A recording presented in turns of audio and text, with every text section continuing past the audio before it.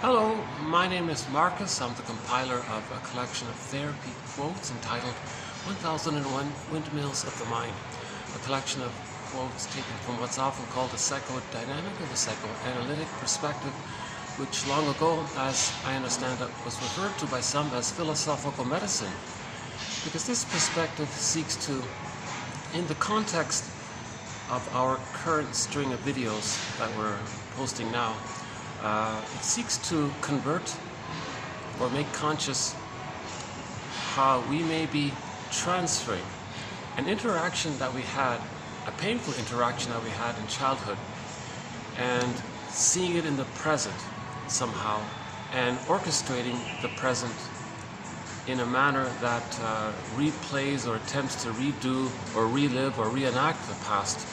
So this past, seeing the past in the present, is called a transference. Now, our acting now, if you're not aware of it, sometimes it's called transference, acting out. If someone brings it to your attention, then it's simply called transference. Then you can realize that the transference was a mirror to see what happened. If a person reenacts the past in the present, and they really believe the present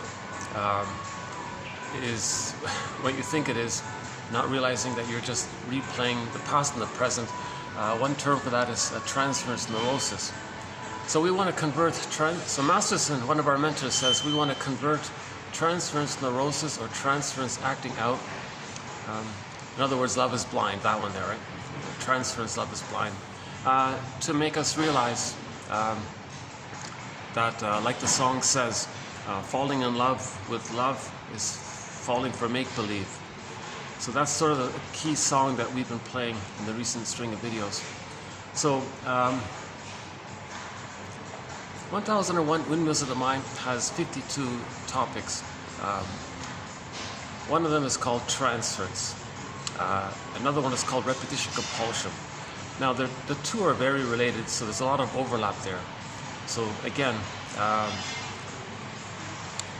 the theory is that if the baby doesn't get their needs met, at some point, the child can't take it anymore and his emotions get frozen. So one image is the woolly mammoth up in Siberia. It's more or less preserved in that block of ice, and apparently he's been in that condition for the past 30,000 years. So I've been using that as sort of an image of trauma. Our emotionality, our feelings get frozen like that. Usually we say it's repressed. Or it gets put into the non-reporting brain, or into the unconscious, or it's disassociated, unperceived, unrecognized, unformulated. So it's somewhere in the non-reporting brain, but we don't really know it. Right? So it's the unknown known. So it's recorded in the implicit memory system. We do remember it. So again, in myths and fairy tales, they describe this very vividly. The earth opens up and the innocence gets yanked down into the unconscious. So in the myth of Demeter, Kor, and Persephone, the young maiden, Miss Kor, was on the field. The earth opened up and she was yanked down into the underworld. So that's just a symbol or a metaphor to describe the psychology of repression. Okay? Something we have, we can't accept it, it's too painful, it's unbearable to accept. Mother shaming us or something, so it gets repressed. It gets sucked down into this other world. Okay, so the underworld or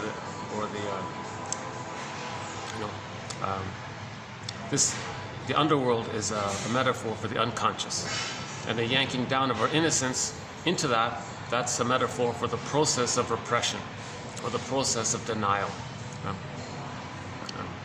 Now, when the baby's needs don't get met, he feels shame. So that's a burning, biting feeling. So in the underworld, you see the hell scene, or the inferno. It's this burning, biting feeling. Once again, myths and fairy tales are metaphors for internal dynamics. They're true on the inside. They describe psychology. Okay? It's inner. An entire myth or a fairy tale is like a dream. It's true for inside. Every character represents aspects of one person's, their energy, their memories, their feelings, what's going on. You're going to see me distracted sometimes. I'm in an outdoor venue here, so there's some workers just beside me. But I really want to keep going. I'm just grateful to still be able to have access to this venue, more or less. roughly, I don't know, 7 times out of 10 I can't use this place because there's some function taking place. But this is sort of my first choice. I come here. I'll put up with the workers if I have to for a while. If it gets really on my nerves, I'll go upstairs. There's a little backup spot I can use. So I guess I've done about 10 videos in this nice place.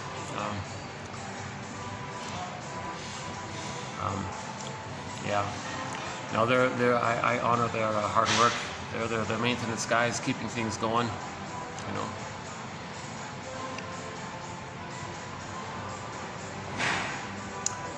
I wish I had the chance to, on a personal note, I really wish I somehow had the chance to, or opportunity to, or awareness to take an interest in science. I could have learned science, I think. I think engineering would have been fun, you know, building things. So the next best thing, I think, is maybe building our awareness here. They're fixing some mechanical thing there. Well, we got to fix our soul. We got to repair the soul, just like these workers here are repairing whatever it is they're repairing.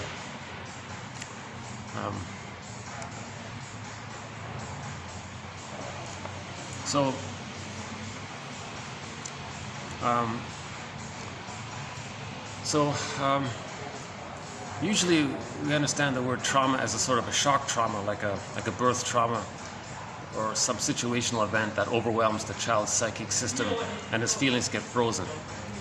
In the Disney movie Inside Out, that's represented by the characters joy and sadness got zooped into this other world. That's the repression. So in that Disney movie, we saw trauma. Okay?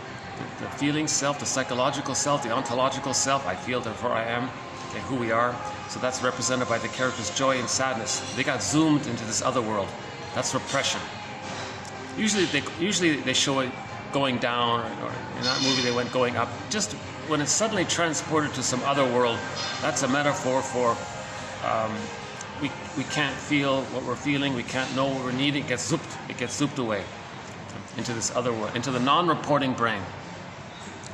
And in that movie, and when that happens, all we have left is the amygdala, represented by the characters fear and anger at the console, right? Hyper-reactive, quick to anger, always in survival mode, and that's all they do is just keep alert all the time, kind of thing.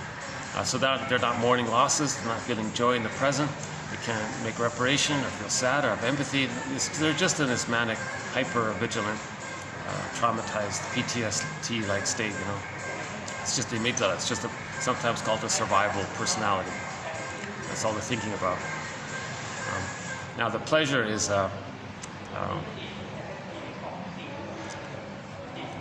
from the point of view of the amygdala, it's schadenfreude. So if they see someone disadvantaged in their negative humor or shaming humor, they feel in the one-up position. That's the narcissistic survival mode, because from the mammalian brain's point of view, the one-up position equals safety. Then they get serotonin, but they want to see others down for that. So that's the amygdala. It's just this survival, raw, archaic, you know, kind of thing. So the human side of being human is sort of in the other world. So we want to go into this other world and bring back what we lost.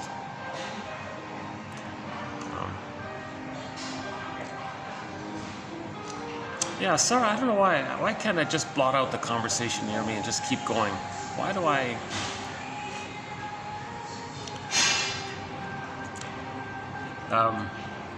let me do the next few minutes inside and I'll come back here.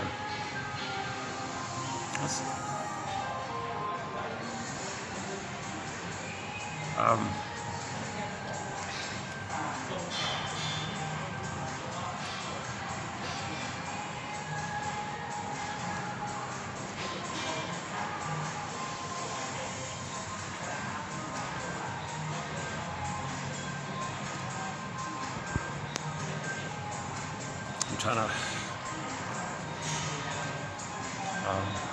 So let's get back on track here as best I can. So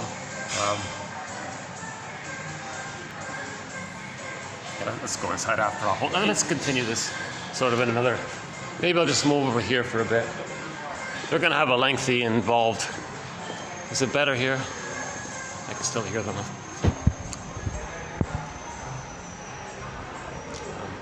Otherwise, this venue is sort of quiet at the moment. So let's see if I can do it inside a bit. Yeah, a little embarrassing about that. Sorry about that. Might still take me another minute to get back on track here. Okay, so the theory is, Russell says that trauma means that when the child feels unsafe with his mother because she doesn't understand what he feels and what he needs. The loss of safety means the child can't know his wishes, he can't know his feelings, so they get repressed. That's the trauma. Now, when there's trauma, the person's in pain, psychic pain, emotional pain.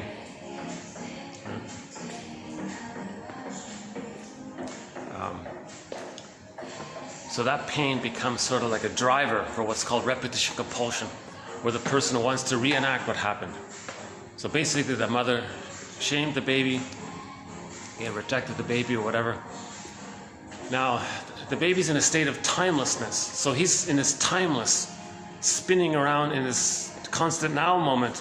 So he's traumatized, he's frozen. There's this compulsion to replay it, right?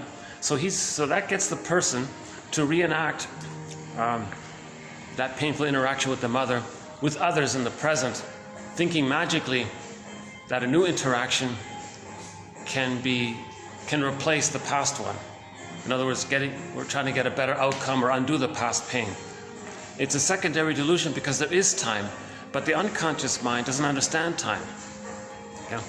So the reenactment can take two forms. One is called, are they still babbling? Oh, they still are. One is called the reenactment, direct reenactment.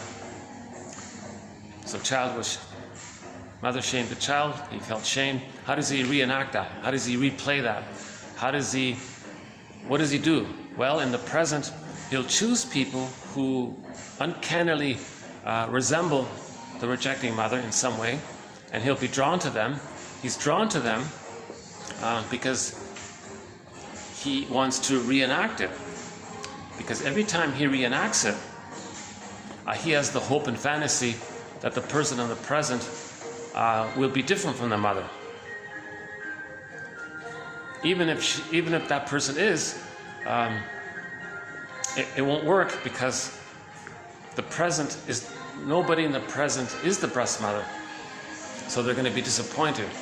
Plus, the person in the present is going to go taunt, induce, try to get the other person to be rejecting because of this compulsion to reenact what happened. So he's trying to reenact with the magical fantasy belief that he can undo the trauma. But the person in the present isn't the breast mother. The person isn't the baby in his mother's arms. So it can't be done. But that's sort of his positive, confused intention to get a better past. So he'll try harder to replay it and reenact it. And he's doing it again and again. And it's not working. Okay, repetition compulsion. Ultimately, it's meant for the person to see what happened to him. So if he goads others to reject him, that's for him to see that his mother rejected him. You see? So if he picks people who he thinks might reject him, and they don't, then he'll try to get them to reject him. So he'll be difficult, passive-aggressive, annoying. And then he says, oh, good. So we played the song a couple of times recently called "If You Won't Leave Me, I'll Find Somebody Who Will." So that's a very good song by Warren Zevon. It's only 1 minute long, but it's very psychologically minded. The guy wanted to reenact how the mother abandoned him. So later life he chooses women whom he senses will abandon him. One day a woman said, "No, I'm here." Imagine that. He said, "No, I want you to abandon me. If you don't, I'll find somebody who will." So then that's the second way. So he abandons her, okay, to communicate that his mother abandoned him. So then he'll find another woman who will abandon him. So, in other words, To be the abander is a more painful, angry version of what happened. Usually we just recreate what happened to see what happened. But a more desperate situation is called identification with the aggressor. The mother shamed the baby becomes the shaming mother, that person grows up, they shame others to communicate and to see and to reenact. Repetition compulsion, to replay, to reenact. Okay, it's this timeless spinning thing. The person, he's trying to get out of that past pain, so he's replaying it. So if he shames others, that's creating a mirror to reenact how the mother shamed him. He's just, because of the fusion, he's just being her, and he's going to see his wounded self onto others and shame them. You see? So the reenactment can take two forms. Right? Coaxing others to shame the person, to see how the mother shamed them, or they identify with the aggressor, shame others to reenact how the mother shamed them. Now this can be, if this is brought to a person's attention, then they go, oh, okay, that's transference. Then you can make choices, you know what's going on. Okay? Now, we're in the middle now of a marathon of quotes. This is video 4 of 5 on the topic of transference love. So transference love. So repetition compulsion is synonymous with trauma. Okay, repetition. So transference is basically the same as repetition compulsion, because in the repetition compulsion process, you're transferring the past and the present. Okay, so transference love. Okay, this infantile projected love, right? This falling in love, being in love. This head over heels. This bedazzlement. You're awestruck. You're spellbound. This kind of phenomena, generally called falling in love, or pseudo love, or infantile love, or okay, all of our romantic songs are about this, right? This passionate, immature, passionate kind of thing. So that's a reenactment. Okay, so now the person is going after the real deep needs, like the deepest of the deep needs, right? To be seen, to be held, to be accepted, to be nurtured, to be valid, you know, that kind of thing. Because the mother was just so shaming all the time.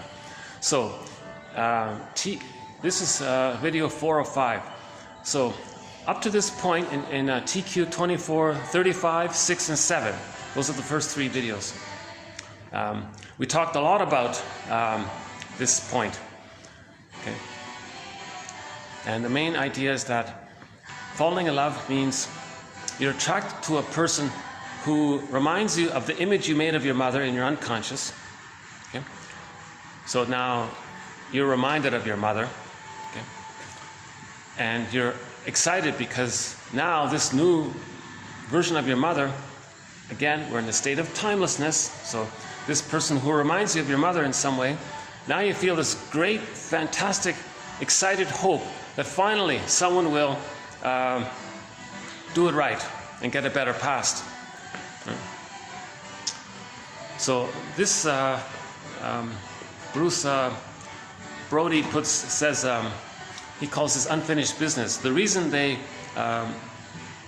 fall head over heels in love and feel spellbound with someone they don't even know maybe, but is because that person reminds them of the rejecting mother. Okay? So they're only attracted to people who resemble the dysfunctional mother. They're not going to be attracted to healthy people because it's not going to trigger up the original pain. We're trying to heal. We're trying to get back our golden ball. Okay? So the way to get back the golden ball is to find another dysfunctional person, and then you get in touch with it. Now it's not going to work, but that's sort of the positive intention.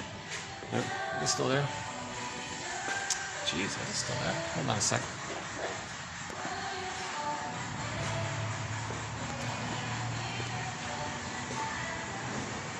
You're still there. Okay, maybe I can do this. Let's read a few of the quotes. So here, I'm just going to do a sample of the quotes from the first 3 videos, because I think it's more efficient that way. Okay, traditionally, psychoanalysis has considered the states of falling and being in love to be derived from the earliest infantile experiences of fusion and merger. Okay? So the baby needed fusion and merging with the mother. This blissful feeling, this oceanic feeling, this unico mystical feeling. Baby feels he's a little god, this oceanic feeling. It's like the honeymoon feeling, a little bit like that. But it's way more blissful and heavenly. It's Garden of Eden, Shangri-La, Shambhala, all of these stories that talk about some heavenly, all blissful kind of feeling state. Okay? So the baby needs that blissful state for the first 4 to 5 months. If that's flawed there, and the mother didn't provide that, later you see someone who reminds you at some level of your mother in some way. It's not a direct copy of your mother. You're attracted to the image you made of your mother. So it's maybe an exaggerated or slightly distorted image of her.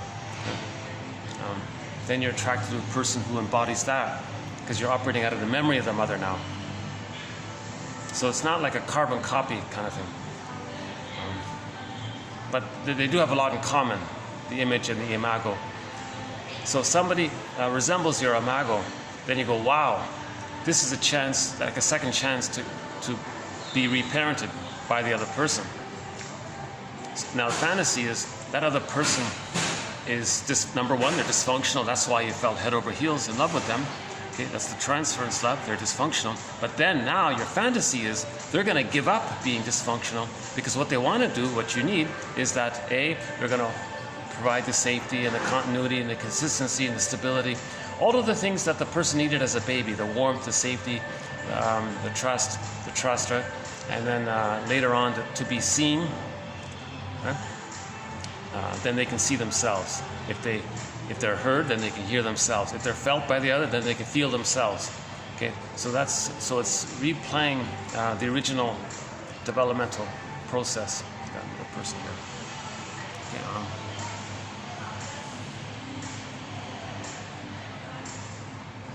it's just going to sit right in front of me now. Well, that's distracting. Okay.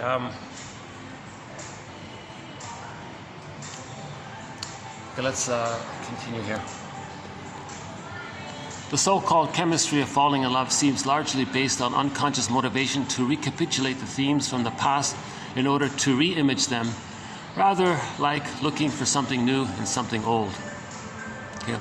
So you're going to revive the old one, the old interaction, and find a new, better outcome for it. Okay, so falling in love with someone who has an uncanny resemblance with the pre-edible mother. Uncanny resemblance.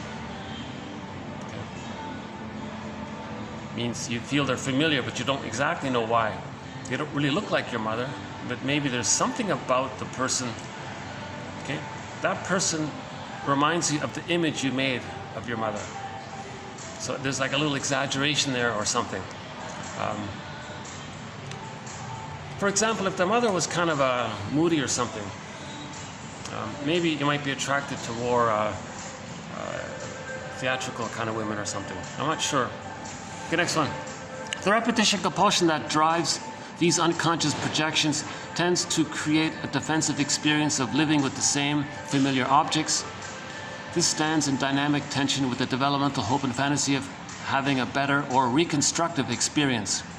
Okay, so there it is.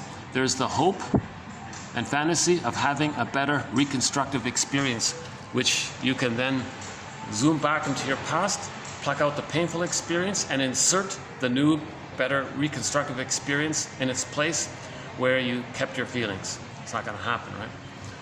Partner choice. Transference repetition is based on the experiences of one's past. The hope that the new relationship will provide a new and better experience. The bliss of falling in love is seen as the result of a revival of feelings that once belonged to the symbiotic phase of infancy. So the bliss is that the symbiotic phase of infancy, either in the womb or shortly afterwards. Now, the person who wants a revival of it, because it was insufficient, it was lacking, it went awry, something got stuck during that time. So when you fall in love, you revive that place prior to the trauma, where it was good, where the baby was in heaven with the mother, even if it was just in the womb. So you want to get back to that point, replay that point of fixation with the person in the present, and have a better past. Okay. So Amy Baer summarizes it by saying, we repeat the childhood experience in the present because of the pain we're feeling. Okay, so because of the pain we're feeling. That's a very brief summary of it right there. If you look up Amy Baer, she said it in an interview with somebody.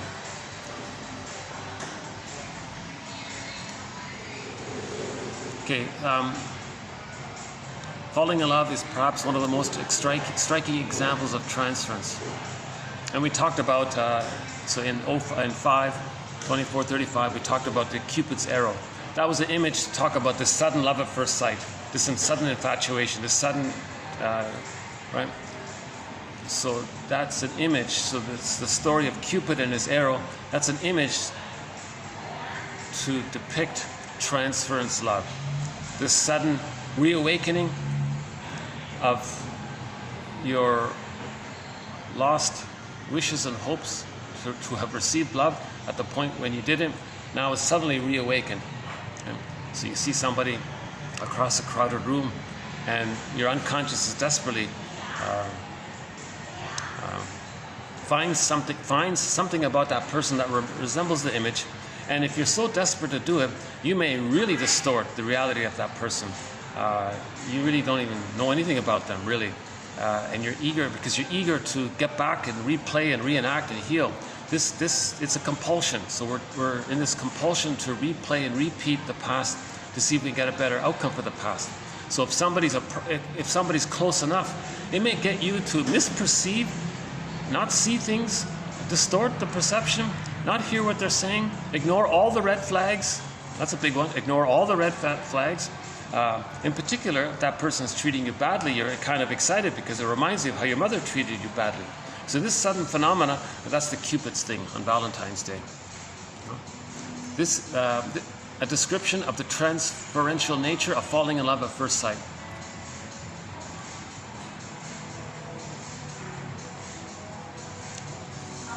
All of his life, he was hoping for someone just like her, this fantasy woman, his dream woman he had in his mind all of his life, because in order to refine the lost family life. So that's part of it. When you fall in love with somebody, it brings you back and you refound the lost family life. That's part of it. The other part of it is you want to develop and move forward. In a marriage relationship, each partner is constantly, to some extent, relating to the other as if the other were a figure out of his past. There it is there.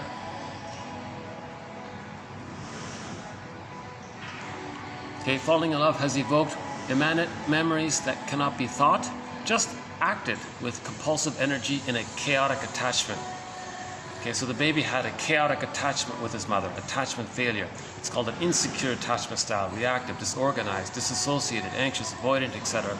So the child did bond to the mother, but it's very dysfunctional, it's very maladaptive, it's very painful. The result is he's frozen with that, and later in life he's going to be dysfunctional to maintain that tie to the mother. And he's sort of stuck there, waiting for the mother to change her ways. But now the mother's just a memory, so now he's loyal to the image of the mother. So he's going to be dysfunctional to stay loyal. Okay? So dysfunction equals being loyal to the mother. Now, the original deal with the mother to have that chaotic attachment was he gave himself up. He gave up his golden ball. So later life, he's going to be dysfunctional. He'll sabotage his opportunities to be happy because to be happy means he's being disloyal to the mother. And then if he were to try to self-activate, it would bring up the furies, the abandonment depression, this great persecutory anxiety that he as a baby felt but squelched. It's going to come up. That's called the furies. So the story of Orestia, he's a hero because he faced the furies. And he succeeded because he forgave his parents. So one book title is called Forgive Your Parents, Heal Yourself. So we have a thread on that story. And it's now, this is called a fixation point. When a childhood trauma has caused there to be a fixation point, okay, falling in love often returns to the point where the traumatic fixation took place. You see? So when you fall in love, you're emotionally back to that point, and now you're excited because you're starting through your fantasy to get the symbiosis. So you lost track of time. You're spellbound. But it's going to be very painful because she's going to start to disappoint you, but you're going to distort it. No, she's good. But after a while, she's going to keep rejecting you. Then it becomes painful. Now you're pleading, no, please change. I love you. You're perfect. Now change. Please change. You see, so now it doesn't work because she might be doing something similar with the other person. No, you change. No, you change. You see, when a couple fall for each other, there will be some kind of fit in the transference. Often we recognize in our partner a figure from our early life. It can be a pair, or it can be a sibling, whoever the first primary caregiver was. Sometimes it's the older sibling. Okay? So sometimes this can be understood as our attempt to revisit a relationship and make a better ending to what has been difficult in the past. Okay? So we're looking for a better ending for the past, but it can't be done. Okay? We have to recognize it, and then the truth will upset you free. Then you mourn and you cry it out that you didn't get a secure attachment style. Yeah. And you got to accept what Karl Menninger said: the greatest hurt of all, mother failed me. You got to get there, right?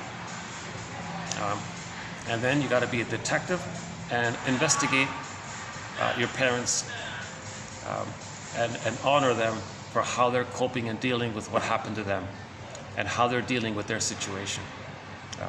Maybe they're reenacting their trauma, so they're in this compulsion to heal from their trauma, and they may use the children in the process of that. So the parent may shame the child because the parent is reenacting how their mother shamed them. So you have compassion for, it's difficult, of course, there's the mourning process, but you got to understand she's like the woolly mammoth frozen in a block of ice. So how did she get that way? Why? What happened to her? So you might look at the grandparents in that area. We've made a few suggestions about how do we forgive our parents. Bruce Springsteen, in his introduction to the song Independence Day, when he sang it in Toronto, he gave a little idea about it. He says you got to see the two sides of the parents, that they didn't know it all, they couldn't do it all, they did their best they could, there were blessings and curses with it. So you got to kind of see the the more broader perspective of them, the two sides of them. Then he found his independence, his emotional freedom, his emotional independence day. That's what the song is called. When he first wrote that song as a teenager, he meant it just fleeing as a teenager from his dysfunctional home. But when he sang it recently, in his later years, he was talking about emotional freedom from the parents. Because you can be physically free from your parents, but emotionally you're still battling with the ghosts and the demons in your mind, the memories. So we want to be free from those memories, those ghosts. Lay those ghosts to rest, and they become ancestors. We want the ghosts to become ancestors. They serve us. That's what the story of Orestes is about. The Furies became the Eumenides, the helpers. The repetition compulsion underlying transference represents an attempt to keep repeating a past trauma until a different outcome is achieved. See, you're trying to get a different outcome for the past. It's a so-called attempt at belated mastery, but it's endless.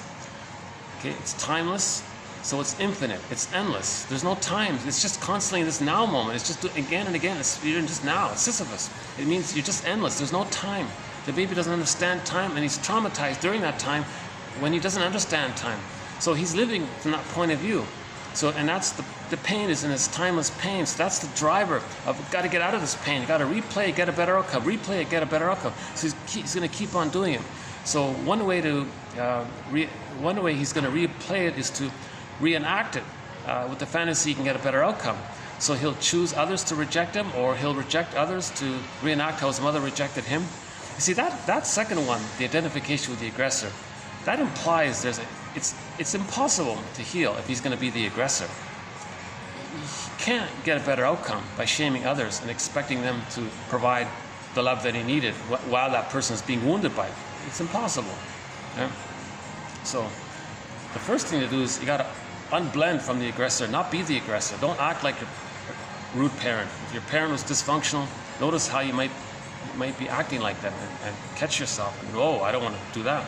Because you're not going to heal if you're just a caricature of your parent, if you're just a caricature of your mother or father, doing to others to stay loyal to them.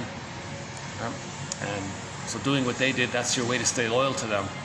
And you're loyal to them because you're waiting for their love. And you'll never get it because you're just dealing with a memory of her. So that's a huge one. Identification with the aggressor, a major concept here, the 1001 Windmills of the Mind.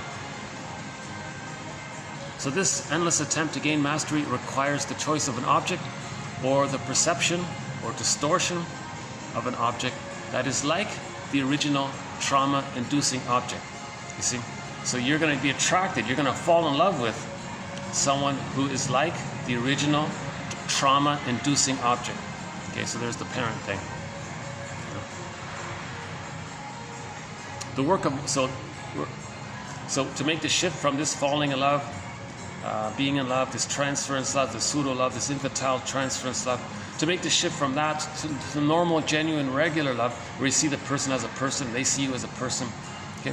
In this infantile state, you don't see the person fully as a person. You're seeing them as a symbolic breast who's there, or the mother who's supposed to provide mirroring. Okay? You're just seeing the side of them, a part of the mother that's just there, that serves and loves the baby. You're not seeing the person as a person. You're just seeing them basically as a symbolic breast primarily. Right? So in the transference love, it's called part object relating. You're not seeing the person as a full person.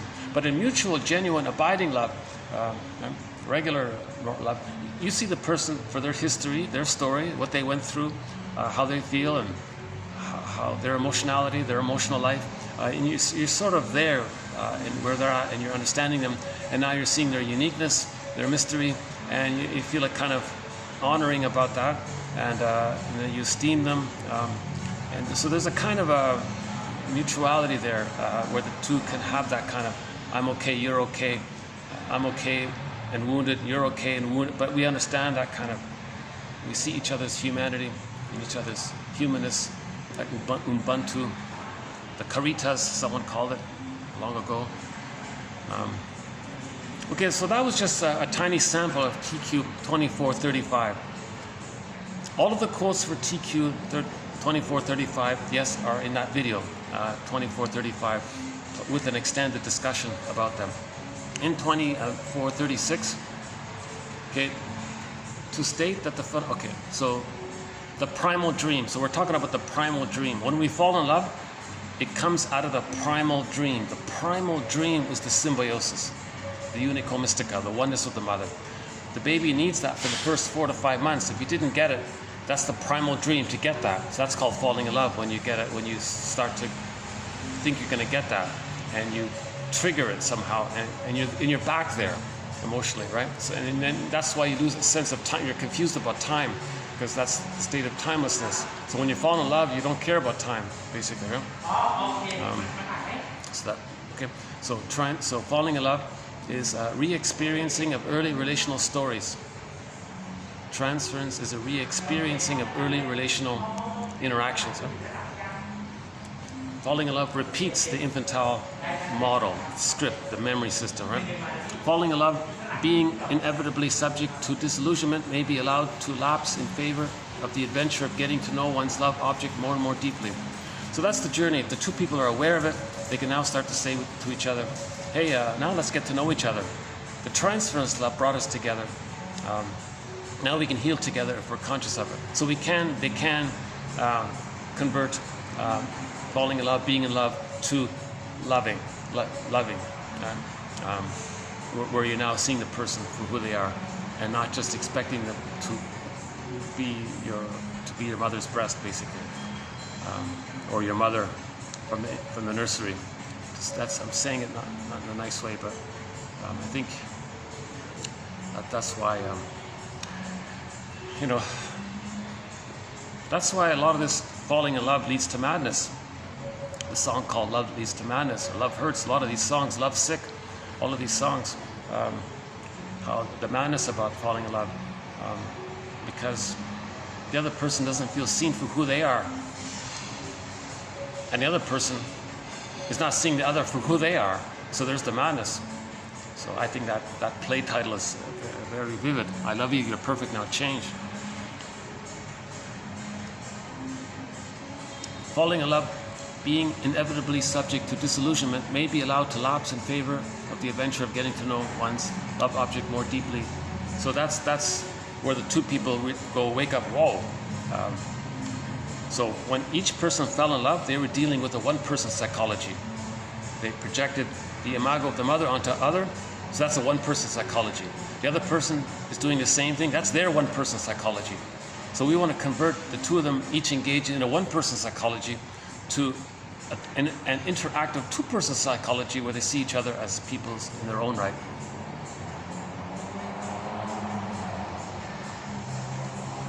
Okay, so falling in love or projected love, transference love is an immature self-love or narcissism.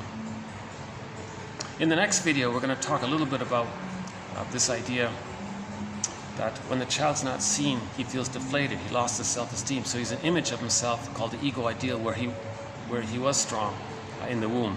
That image of who he should have been had he been loved, he's going to see onto the other. Now he's in love with the other person, holding that image of his potential self-esteem, and he's trying to get his self-esteem through the other. So we're going to talk a little bit more about that one next time. Falling in love is not voluntarily chosen. No, you don't voluntarily choose it. You can't say, I want to fall in love with that person. You can't do it if they don't remind you of the rejecting mother. You're only going to fall in love with somebody if they remind you of the painful, shaming mother. Then you'll fall in love with them.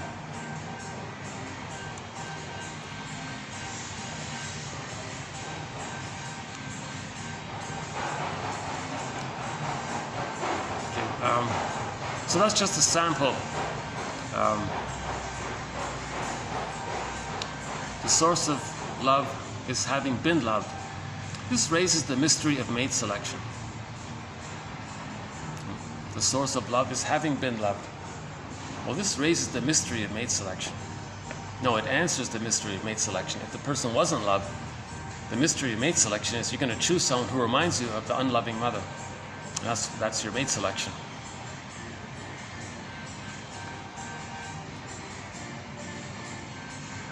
Okay, again about the shift between immature love and mature love. When we fall in love with a person, we face a crucial challenge to become aware of our projections upon the other, and then to gradually withdraw them. Falling in love may then serve as a bridge toward a deepening human relationship. So the journey can take place. So this passionate love, or meaning this, when they say passionate love, they're talking about this infantile, strong emotional love. They don't mean like a healthy, passionate love. So in the psychoanalytic jargon, passionate is this infantile, strong desire and yearning for the symbiosis and for the mother. So passionate love can be thought of along the same continuum with any given relationship falling in general along that continuum. Okay, so the more earlier the fixation, the more the passionate love will be. So people with birth trauma, whoa, it's very, very intense. It's very passionate. It's very intense. In some cases, we have one quote where the guy who developed the bully pattern, because he was traumatized at birth, he developed the bully pattern. He wanted to control the woman to get the safety, because he was so in this compulsion to finally get the safety he didn't get from his mother. You see? So the falling in love it's complicated because it depends on where and the nature of the fixation. Because some people might be fixated maybe in the second year, and maybe it was just a minor thing, so they're not going to be too negative towards the other. But if they're fixated way early on with an abusive mother and they identify with the aggressor, chances are they're after they fall in love with the person, they might be very hostile towards them because they're trying to control them, you see. So a person who falls in love with someone might be very controlling afterwards if their fixation took place before 5 months. Or earlier, maybe it's earlier.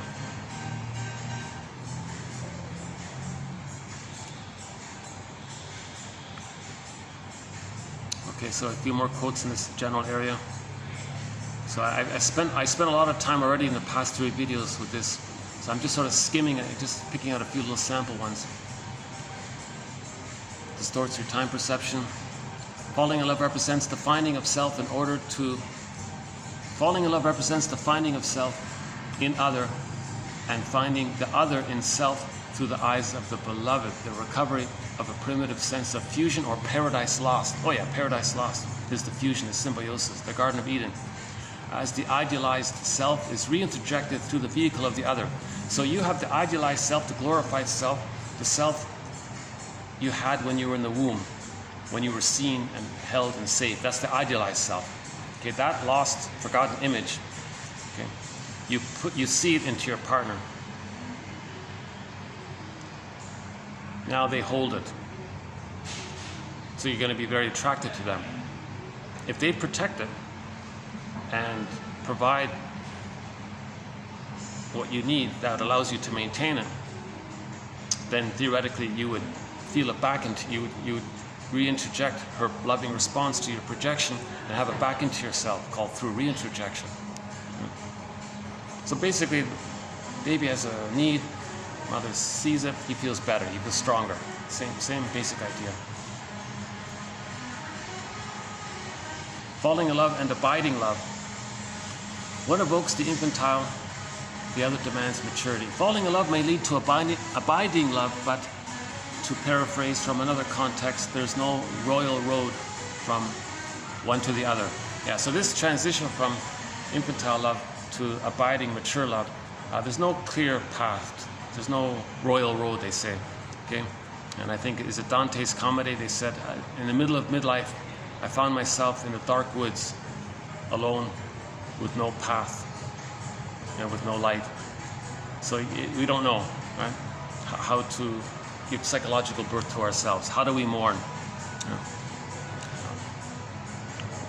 So everybody's mourning process is going to be unique for them, because they got to understand their parents. Everybody had different parents. You got to sort of understand their story and how they dealt with their situation. That frees you to look at how you're dealing with your pain. So you're starting to differentiate yourself from the parents. So everybody that's a unique personal journey for everyone. That's why there's no clear road for everyone. But part of it is, number one, the truth will set you free. So what's the truth? Well, some of these schemas. As a baby, the person had to lose his golden ball for the attachment, leading to schema number two, to be dysfunctional to maintain the loyalty. Schema number three, dysfunction equals you're still trying to save or fix or heal or protect the rejecting mother. You're trying to save her because schema number four, the baby thinks he's no good. If after birth there are problems, he thinks he causes everything, he creates everything. So if there's a problem, he thinks he's flawed, no good. So there's the unconscious guilt. Plus, on top of it, the baby must fantasize the mother is good to survive, and to account for why he feels so much pain, he concludes he's no good. Get another false belief. So we got to look into this area. So those are a few little points in the dark wood of the journey to make the transition from infantile transference love to mature, genuine, abiding love. Because those points are in the area of the grief work, the mourning process. With trauma, the person can't mourn. So this line here about the shift, it's synonymous with the mourning process.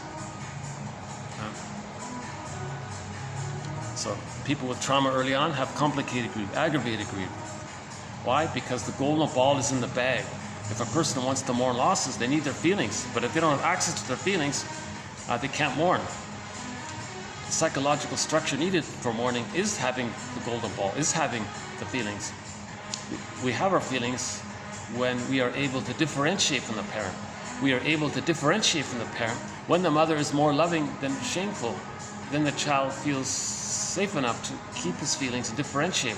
But if she's too shameful, shaming, he doesn't have the love to leave her, so he's stuck waiting for her. So in this negative fusion with the mother, he didn't differentiate, and his feelings are in the bag. So that's why he can't mourn losses. You see? So now he's in the world of immature love, falling in love stuff. So he's got to go back to where how he's still unconsciously overly tied to the rejecting mother.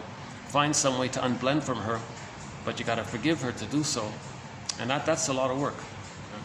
It can take 20 years. It's called the midlife audit, or the midlife examination period. Chinnik calls it the second journey of midlife. Robert Bly says it's roughly, he says 35 to 50, others say 40 to 60. There's no clear exact, but it's just sort of somewhere in the middle of life, maybe late middle of life.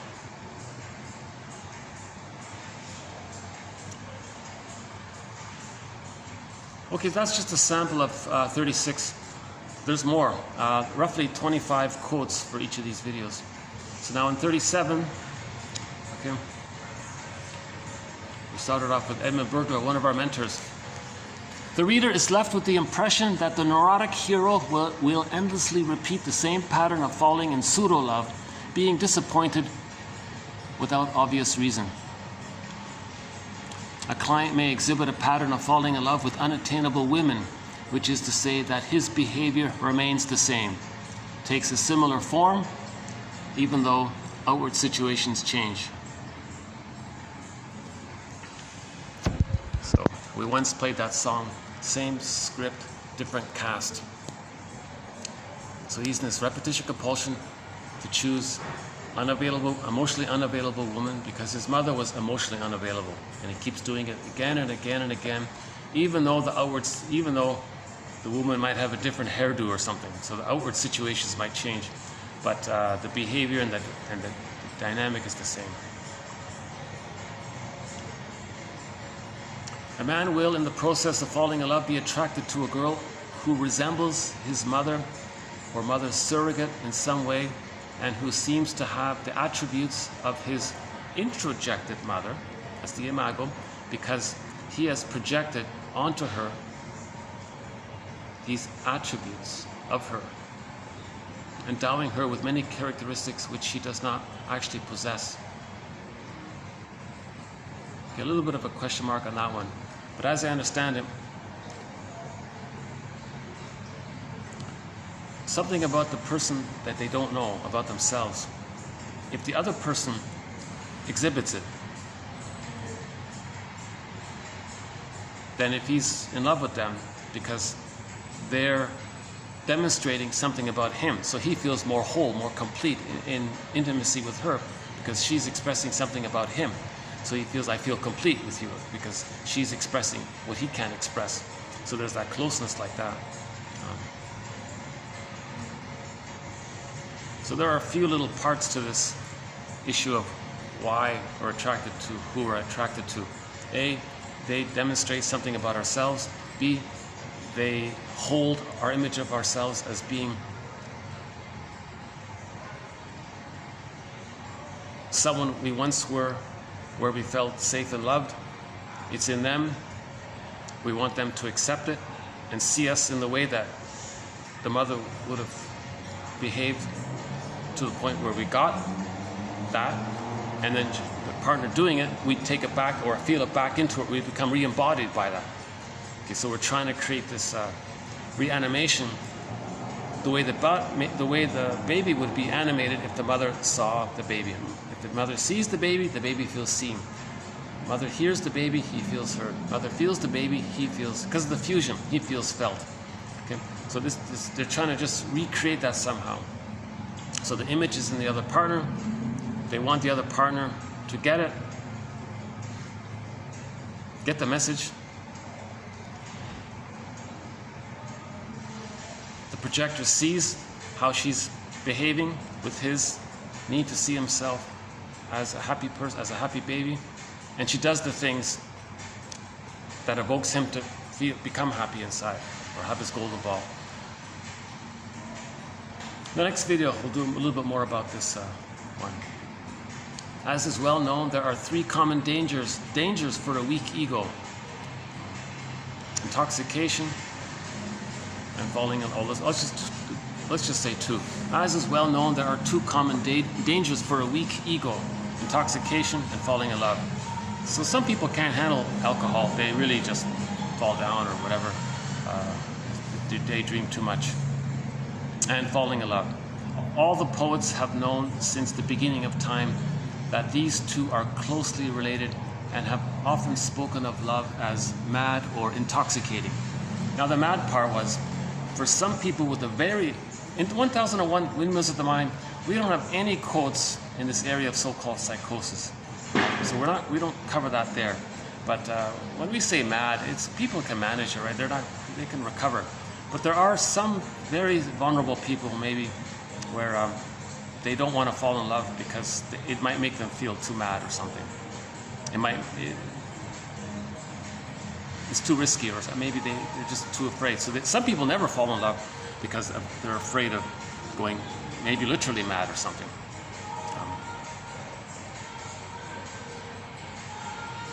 But 9.9 times out of 10, I guess, it's more about this feeling of this drunken feeling, this intoxicated feeling of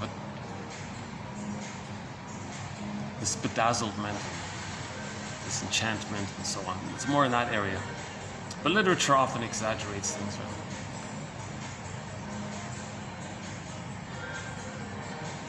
So the compulsive element of falling in love will then disappear and will be replaced by an increased conscious capacity for relationship. So that conveys the journey.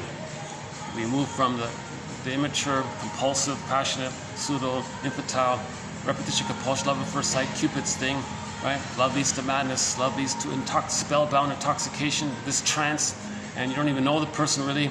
You're just in love with the mother imago you saw into them, or you're in love with the hope that the other person who's holding your traits or your ego or your idealized self into them, and they're going to interact where you are seen, felt, heard, comforted, accepted, and then you'd feel embodied and alive again, so that you have this great excitement to come alive again, by the other person's response. It's not going to happen because they're expecting the same thing from you. So you're both sort of passive on each other that way. And the other one said, no, you do it. No, you change, so I need the love. No, you change because I need the love. So these marriages, if they're not conscious, it's going to rust out. They're going to become like sour milk. Then they're both going to say, oh, you betrayed me. You betrayed me. You're a heartbreaker. And so they're going to say these kinds of things. So we played the song Fluschwiege, the German translation for the song Heartbreaker, a song made popular by Dionne Warwick. Although the song was originally written by the Bee Gees, so that's a very good song. Check out the lyrics. We did play it. Oh no, I tried to play it, but it was banned. I had to trim it out. So I played the German. I played Katja Epstein's German translation of that song called Fluschwiege. Why do you have to be such a Fluschwiege?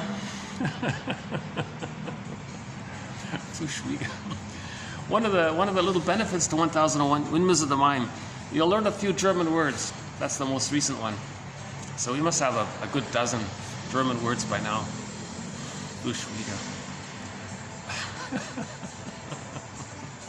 Why do they? But when you're angry, you say that, you blame them, right? It's not about that. They didn't betray you. They didn't hurt you. It's just you had unrealistic expectations on the other person. They weren't who you dreamed that they were, right?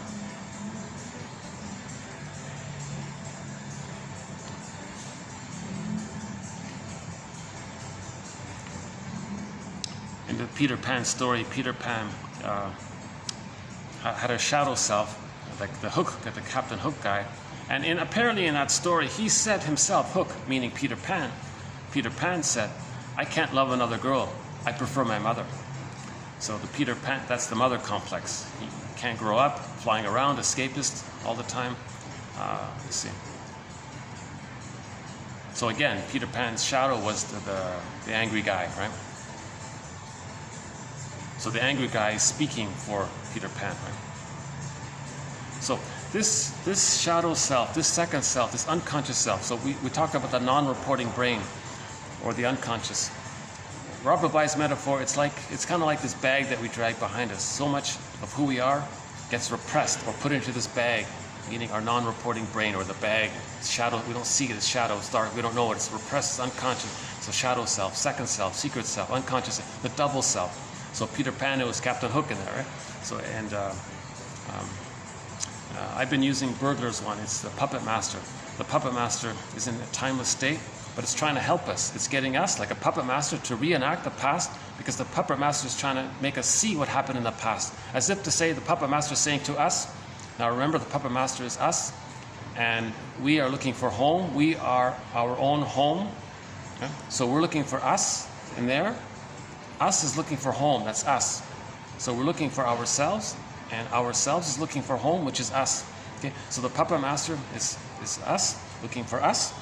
Papa Master is saying to us, I'm showing you by getting you to reenact what happened, so you can see what happened, so that you can get me back in. Right?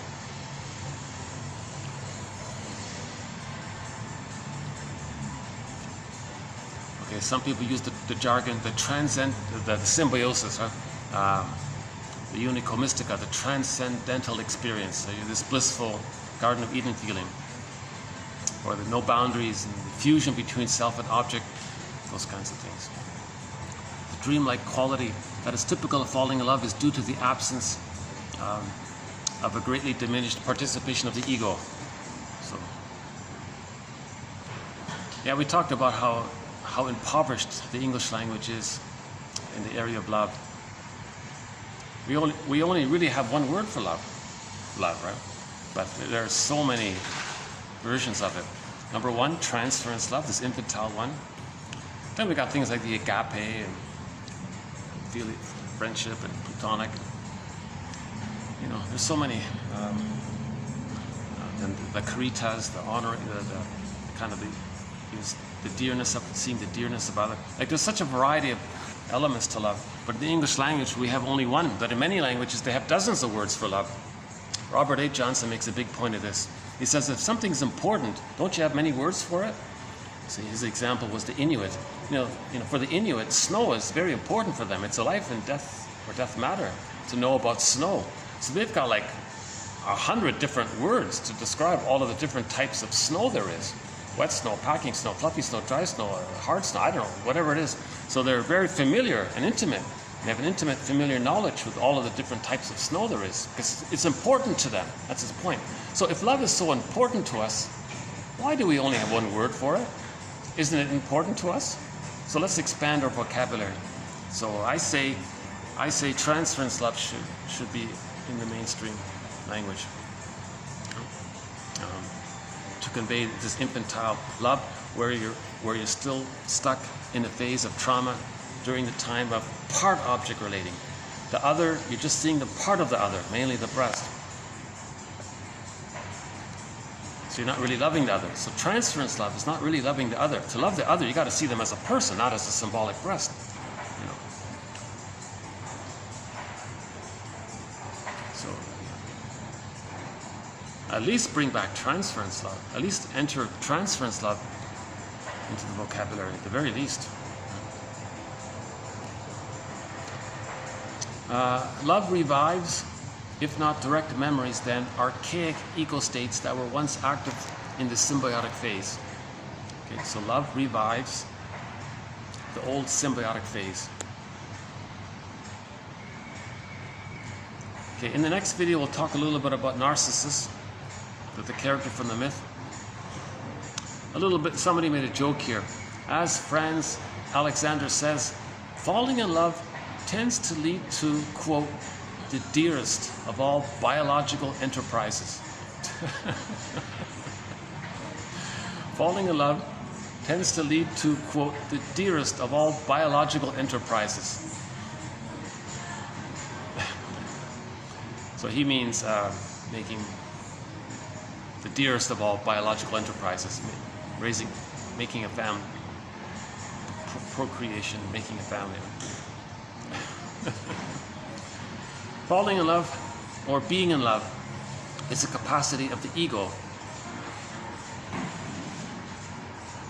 and not always a pathological aberration.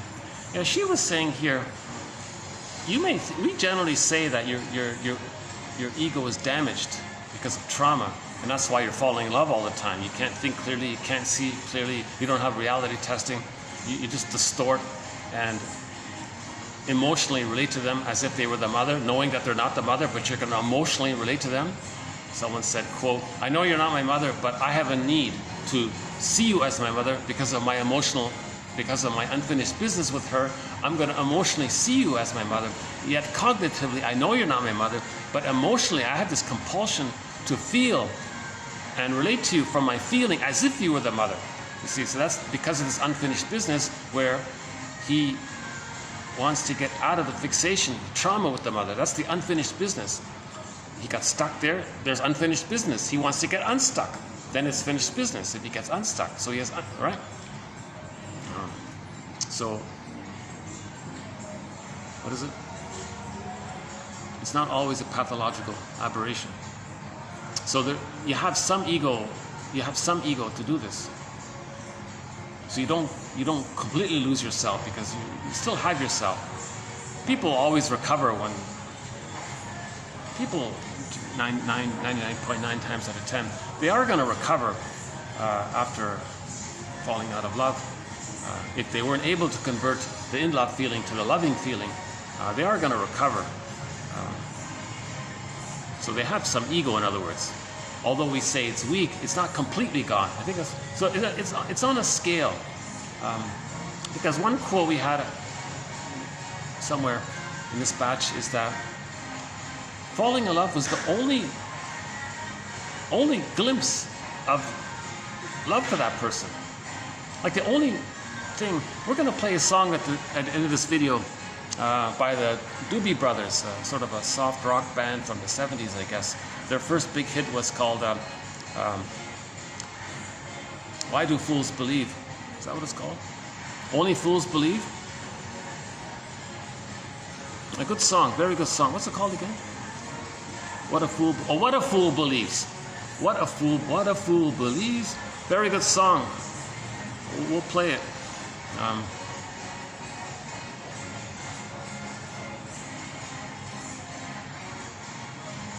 Where are we here?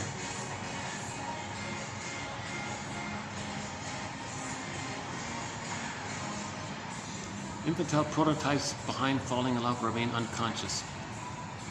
Oh, the ego one. Oh yeah. So the ego is weak because now you're like a fool. You're not going to see the person for who they are. You're seeing the mother imago onto them. So you're like a fool, and you're believing the person is going to be a better version of your mother. Better version of a distorted image of your mother. So you really have this expectation. Now in the song, What a Fool Believes, the guy just believes there's hope and there's this possibility.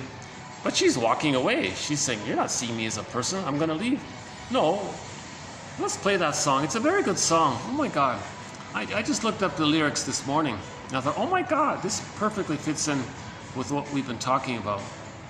So let's take a musical break here, but we'll come back to it as well. So here's the lyrics. He came from somewhere back. Oh, I can't sing. He came from somewhere back in her long ago. What a great opener.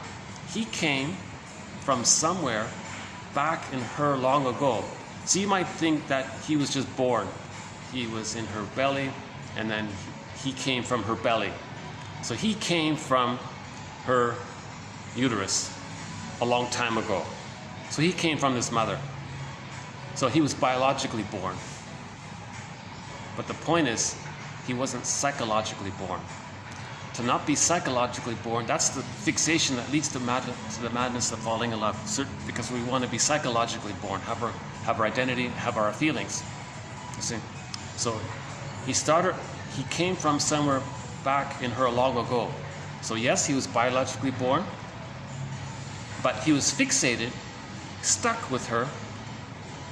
So he came from that fixation, emotional fixation point, the stunted development, this relational trauma, interpersonal trauma, developmental trauma, this strained trauma, the place where he got stuck or fixated emotionally with the mother. He came from that point long ago. He came from somewhere back in her long ago, in the belly or in her arms post-birth. Okay? So think of it that way, in the biological one, but more about the psychological one. So we can modify this. He came from somewhere back in her arms from long ago. He came from somewhere back in her arms long ago. Okay? In her arms, that's where the trauma takes place. The sentimental fool don't see, trying hard to recreate what had yet to be created once in her life. He's talking about fantasy. He's trying to recreate what had yet to be, what never actually happened, what was never created. He's trying to create in his fantasy what hadn't happened. Okay? So now he has his expectation on the girlfriend. The girlfriend musters a smile for his nostalgic tale. So now he's saying, "I love you," and she musters a smile. Oh my God, what's this guy? So she's being polite, never coming near what he wanted to say, only to realize it never really was. So finally he realized it's not going to happen. But he fantasizes that she had a place in his life. You had a place in my life. You were supposed to be a better version of my mother and heal me. So she had a place in his life. He never made her think twice. So there was no dialogue, there was no discussion. As he rises to her apology, finally the woman says, "Sorry, dude, you're expecting too much. I'm not the good breast mother for you. I can't hold you and provide, and you don't even know that's what you need, but you're just entranced by me, and you're having all these demands on me now." Now she's going to leave. As he rises to her apology, anybody else would surely know he's watching her go. What a fool believes he sees. What a fool believes he sees. What a fool believes he sees. And then there's like a little sidebar. No wise man has the power to reason away. Is that right? No wise man has the power to reason away.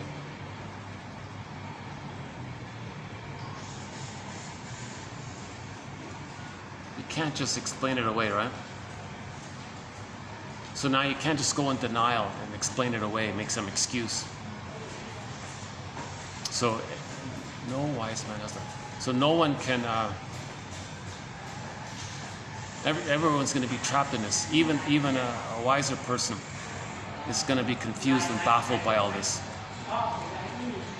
So the guy with 10 PhDs, he might also be baffled by this. What seems to be. But it's better than nothing. If the person never had any kind of love, and he's only capable of transference love. Bergler makes a big point about this. He says neurotics are only capable of transference love. Neurotics can't love, he says. They're only capable of this transference love, replaying the painful interaction with the mother into the present, and you're all excited about it. And that's all they're capable of doing. So the neurotics are only capable of this immature, greatly passionate kind of love, right? I mean, the intense desire, the baby's burning desire to be safe and have his needs met.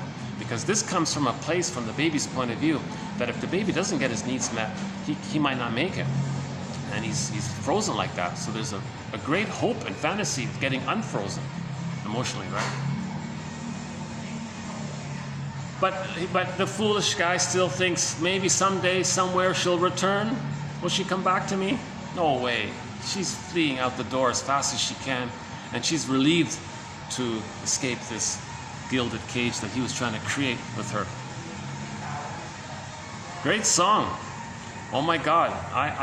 My first thought was, oh my God, I remember this song being popular when I was in high school, and it was on the radio all the time. And I regret not looking at the lyrics, not thinking about it. And my first thought was, oh my God, why didn't the teacher put these lyrics on the blackboard and spend 10 minutes to the class talking about what I just briefly tried to talk about, and teach the students about the difference between transference love and genuine abiding love, and use this song as a discussion prompt to help people about fantasy love not being real. Great song. Now I'll play the original one, but I got a hunch I'm going to have to go back and trim it out, because a lot of famous songs, they say you can't play it. But there's a chance sometimes they do let you play it, but you'll never get monetized by it. I'm not worried about that part because I still have no viewers, so there's not an issue. So I'll play the original classic song, What a Fool Believes. And then afterwards, I'll just play a cover of it from some band, like a bar band. I never even heard of them, but their cover rendition is pretty good. I thought, this is pretty good. To tell you the truth, it brought a tear to my eyes. Because I don't think I've heard this song in, I don't know, 40 plus years or something. So let's take a musical break here. What a Fool Believes.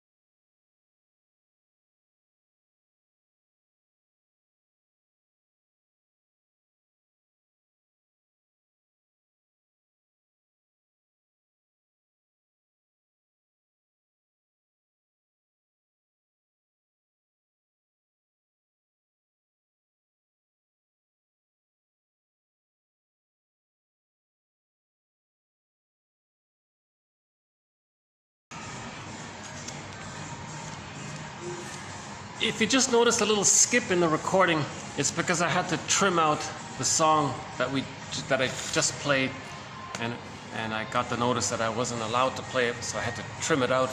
The song was by the Doobie Brothers, a song called What a Fool Believes. Or possibly there was like 3 minutes of just sort of silence there, and you just saw the tree. So maybe it got through, I don't know. So, anyways, let's, I think the cover, the band is, what are they called, HCC or something? Whatever they're called, I forgot. Never heard of them before, but some band, like a bar band kind of thing, covered this song. I thought, oh, this is a very good rendition by them. So here's a cover of the song What a Fool Believes. And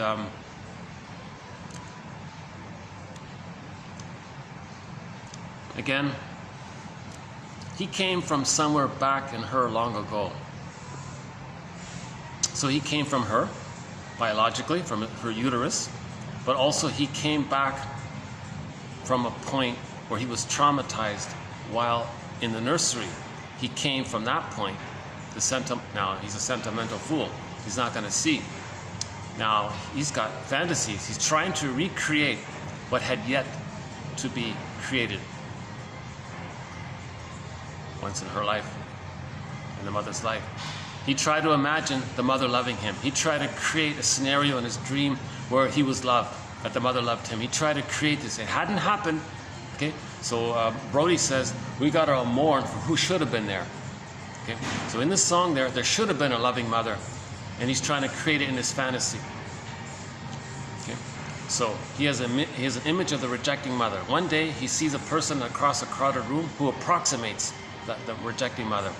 Okay, now he's madly in love because he has this hope and fantasy of finding the good mother who should have been there. It's a secondary delusion. You're totally denying the reality of that person. You're assigning this person an impossible role, but you have that fantasy onto them, and you're wildly excited because you're going to go back to the symbiosis, the stage of bliss. So now you're in this bliss. You're walking around in love. So you kind of triggered it up. So you revived something, and now you have this great hope and fantasy that it'll last long enough for the person to then be seen, felt, and heard, and they get their identity, and they feel strong by that. Now, they do feel strong when people fall in love because it is a powerful feeling to have that symbiosis. But they don't have the self yet. They're just in this powerful state of oneness with the grand. They're in the falling in love period. You return to the time when the baby thought he was a little god. He was very powerful. The mother's this even greater powerful God, and you're one there. So you got like a little God together with the big God, so you feel very blissful and strong and powerful. So you sort of create that. So there's the falling in love phase. At the same time, you're hoping it'll progress and development will take place to replace the fixation from the past. So that falling in love is that initial period, right? So only to realize it didn't happen, it's not going to happen. But this woman had a place in his life, a place in his fantasy life. So this woman we're talking about here, who dumped him, had a place in his fantasy life. There was no discussion. Finally, she says, sorry, dude, I'm not interested. And he says, so he's listening to her apology. And everyone who observes this understands that she's fleeing him, watching her go. But he thinks, maybe she'll come back? It's not really over. No. Oh, she'll come back. Just wait, you wait and see. But he's a fool because no, she's long gone. Right? Even smart people, educated people. When he sees wise man, I think he just means like educated people, schooled people or something. No wise man has the power to reason this away. So he can't explain it away. He can't use sour, so he may use sour grapes. Well, she wasn't that good after. He can't fool himself. He can't so-called intellectualize it away.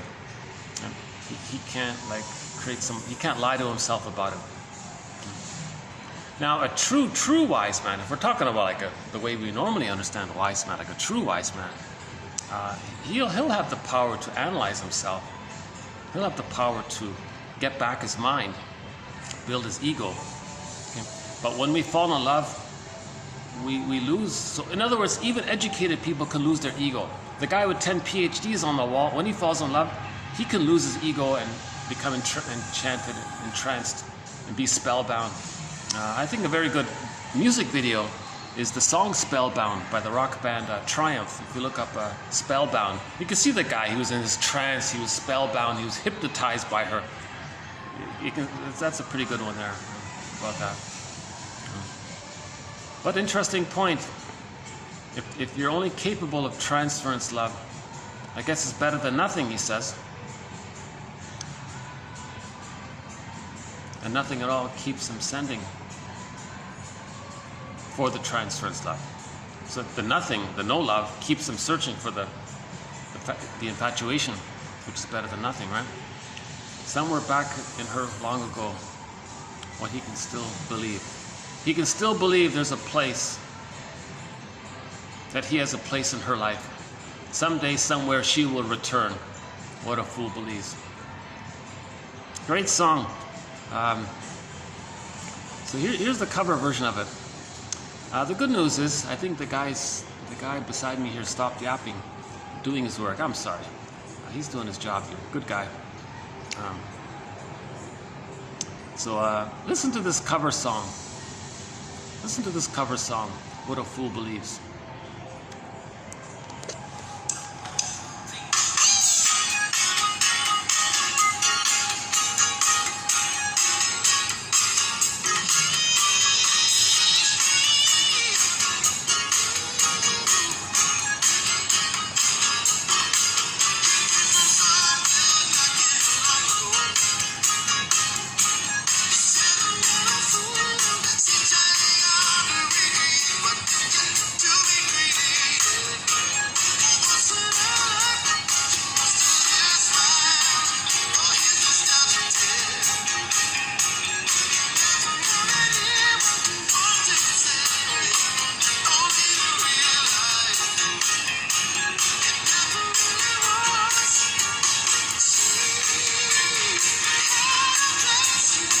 She had a place in his fantasy life, in his make-believe life.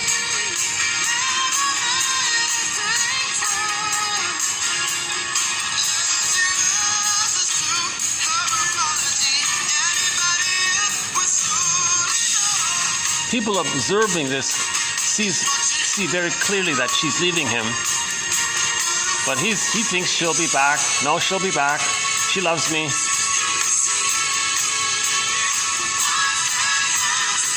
Better than nothing, I guess.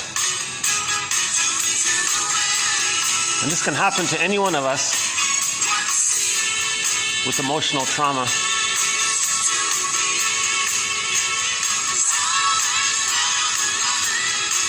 We're trying to heal. It's an attempt at healing. It's better to try to heal than not try to heal. It's better to see what happened. It's better to learn the truth of trauma than be in denial, I guess. In general, we want to heal. There's this compulsion to heal. Transference love is an attempt at healing. It's an attempt to heal. The person's trying to heal. The guy in this song, this foolish guy in the song, he's trying to heal. He wants to heal.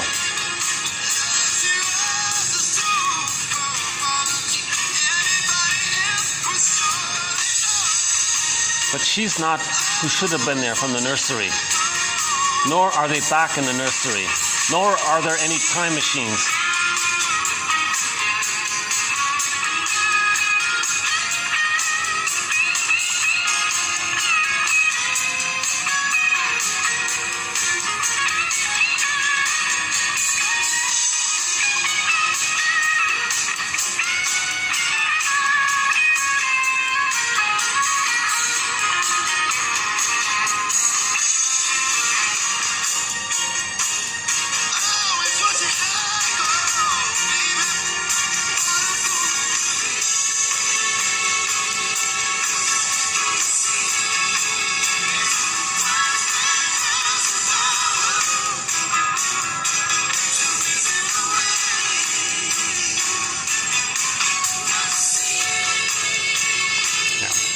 Even the guy with 10 PhDs on the wall, he's also spellbound. He doesn't know what's going on either. That's why we need the psychoanalytic perspective. It's help. It's a huge help in this area. And somebody said that psychoanalysis began with this concept of transference love, because some young woman was madly in love with her therapist, and the therapist said, "Oh my God, what's going on here?" And he said, well, the setting, the situation is going to trigger up the painful past situation. It's going to just happen because of this drive for healing. So there's where transference love becomes a communication of what happened. Transference love is a communication. By reenacting it, it's a communication of what happened. We reenact to become aware of what happened. Repetition, compulsion, reenactment, transference. These are all mirrors to see what happened. You see? Yeah, so definitely this song will be added to our soundtrack. Both the original and I like this cover one as well. Caught me off guard. I had tears running down when I heard this one here. It was a young guy. Maybe he had like a fresh energy to it or something. Because I think I kind of got annoyed at the song back then because we heard it so often. It was always on the radio, right? So when I heard sort of like a fresh version of it, I felt refreshed about it. Yeah. Anyways, so that's our key second song for this string of videos. Again, we're doing 5 videos on the topic of falling in love. The key song is called Falling in Love with Love. Falling in Love is Make Believe, sung by Julie Andrews. And this is our other song in that area. So we're highlighting, so these are our companion songs to this 5 video marathon. So we're doing a marathon. So let's go back to our quotes here. Emotionally abusing the baby, gaslighting the baby, may practically guarantee identification with the aggressor. The more rejecting, the more abusive the mother is, the less love the baby got, the more he needs her, the more he clings to her. It's so pain, he just becomes her. Then to stay tied to her, he's going to be like her. He's going to be her, basically. Very painful, desperate situation. So they're going to reenact what happened by doing to others what the mother did to him. Mother shamed him later on in his cynical humor, sardonic humor, black humor. He wants to put others down, shame others, humiliate others, or take pleasure in that, because he's reenacting how the mother got pleasure by shaming that person as a baby. Unconscious motives. So the attempt is to meet strong unconscious needs and to solve old unconscious conflicts. The Arrested Development is an old unconscious conflict. A part of the person wants to heal, but it's the superego, the memory says, no, you didn't save your mother. Remember, you felt guilty. You made the belief that you're guilty. You made the belief that you didn't fix your mother, save your mother, heal your mother, repair your mother, make her a good mother. You had that belief that it was your fault, remember? So the superego is pointing their finger at the person within saying, did you fix your mother? Did you save your mother? No, I didn't. Now you're unconscious guilty about that. You see, but the inner conflict is there's a part of you that wants to self-activate, that wants to be healed, that wants to be you. But the superego says, but you didn't save your mother, did you? No, I didn't. So you feel defeated again. That's called unconscious guilt, or one theory around unconscious guilt with the superego. Now, Bergler makes a point. If you project the mother who should have been and see that onto your partner, that quells the superego for a while.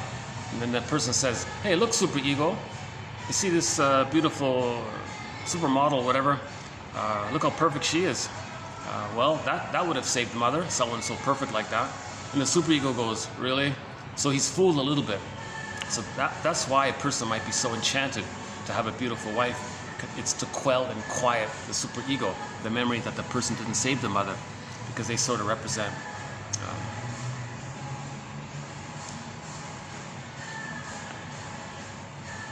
yeah, I'm not fully sure why a person projects their own glorified self onto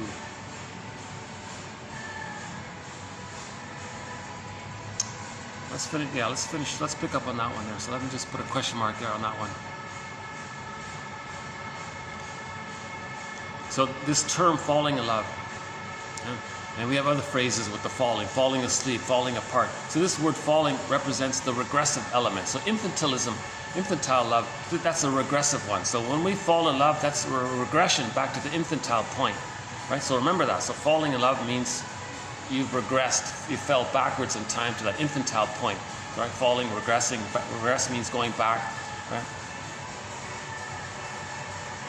Numerous poets warn us that love can be a form of temporary madness. This neurochemical intoxication has been responsible for many unsuitable and destructive choices. If a person is spellbound by a seductress type of woman who read the book Why Men Love Bitches and is following the advice in that book, he'll be in trouble, because the woman reading that book is purposely trying to imitate the breast. The breast was exciting and tantalizing for the baby, and then painfully rejecting. Okay? Some women dress up in a sexually provocative way. That's to entice, but then they're going to reject. Entice, reject, entice, reject, entice, reject, etc. Finally, that's going to trigger up in the fellow a transference. Oh, that's what the breast did. Oh, now he's madly in love with the woman who's alluring and rejecting. And the woman says, gotcha. Now she turns around and controls him. And she wants to control him because she's trying to convert him to an ATM, she said. Just a stable source of substitute mother. Money means substitute mother, maternal mother. Money, material, matter, mother, they all share the same Latin root word. Okay, so because the woman doing this, the woman motivated to do this and not care, because she's in this compulsion to reenact her trauma. Falling in love repeats almost stereotypically the client's experience in the past. Okay, so that's a sample of TQ 2437. So those are the first three videos, 5, 6, and 7, right? So now let's move on to today's quotes. So what I just described, the quotes can be found in the past three videos. So now let's begin with this video here. So now we're going to do part 4 of our 5-part series. So this will be TQ 2438. Since the beginning,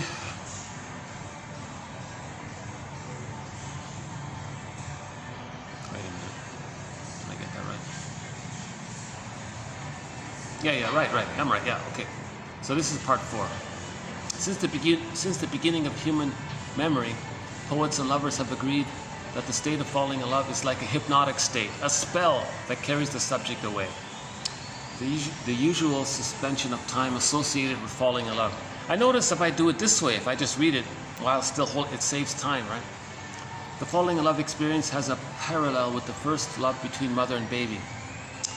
In the early days of making a match, idealization is necessary. Yeah, so the baby is in a state of idealization. He's awestruck at the powerful, wonderful, bountiful breast who's supplying life-giving, powerful, right? Idealization. So in the replay, the other person is seen as this wonderful, oh, she's amazing, the greatest, no one like her. It's the idealized, right?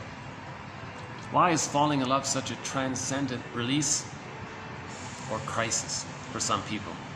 So there's that mixture there. When you fall in love, there's that transcendentness, right? You're in this Garden of Eden, this beyond just you. You're part of this unity with the mother, and you're in that. So there's the transcendent one. And why is it a crisis? Because you're going to reenact. Because you're going to goad the partner, or get the partner, or see the partner, or arrange it, or fix it somehow, to get the partner to do what the mother did to you. Or just let it happen in time. It'll happen in time. Because that's why you chose them, for that to happen. So there's a crisis there. I don't want to refeel this again. I don't want to, In their conflicts, each partner reacts as if the other were an object from their past. Willi, in his book Couples in Collusion, calls this cat and dog marriages. Cat and dog marriages are the essence of collusion. The partners tossing some bad object from one to the other, trying in effect to put the other totally in the wrong. Okay, so you're attracted to the rejecting mother image. Now you want to get them to realize that they were wrong, so that they'll change their ways. Realize, in other words, mother, realize that you're wrong. So put it this way, the baby would like to say, mother, you're doing it wrong. I'm not hungry, but you're force feeding me. Mother, I'm hungry and you're not there. You're doing it wrong. Okay? So later, replay, they want to tell the world, look how wrong they are, look how bad they are. Same idea, right? That's a good one there from Willi, yeah. Couples and collusion. Collusion occurs when similar neurotic relationship potential begins to resonate between the partners. See, I got that guy that just sort of sitting there.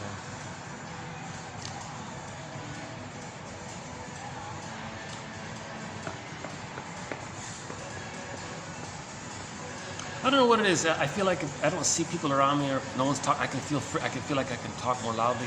Now I don't want to bother the guy there. Maybe he's waiting for somebody or something. Okay, anyways, that's okay. Sorry.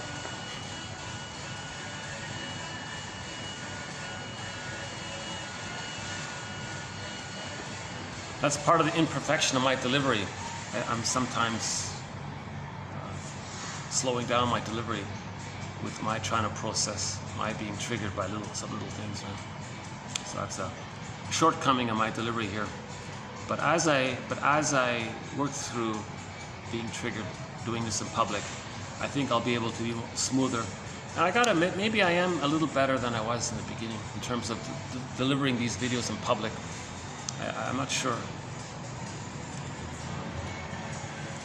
Falling in love, as one student humorously said, made paying your bills possible. Because in love, you don't care about practical reality. You don't care. It's just us against the world. You don't really care about the world. You're just in this blissful state, just the two of you against the world. So you don't care about the bills. Right? But when you fall out of love and transfer into regular loving, then you pay the bills. Falling in love in real life is fraught with real decisions and consequences. In the therapeutic relations, the emotions may be as strong and as genuine as in real life, but the therapeutic situation as such is an artificial one. And his analogy was the difference between red paint and blood, right? So in the therapy situation, that's not a real thing going on. That's just like a lab to see what happened in childhood. But the person might think this is real. No, we're just in this laboratory to learn about what happened to you and talk about it so you can grieve and all that. The client goes, no, this is real. So there's the difference. In real life, that's real life. There's the blood side of it, right? But in the therapy, this is not real. It's like, just think of it as paint. It's not real, right?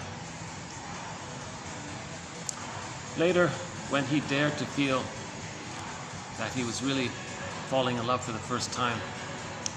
Oh, here's the bully one. This guy had the bully pattern. Later, when he dared to feel that he was really falling in love for the first time, he was alarmed to discover how quickly he tried to impose tyrannical and unfeeling control over his new partner. See? So the guy had the bully pattern, and he was just enamored with her. He got her, and suddenly he was like controlling her forcefully. And he was like, even he was surprised.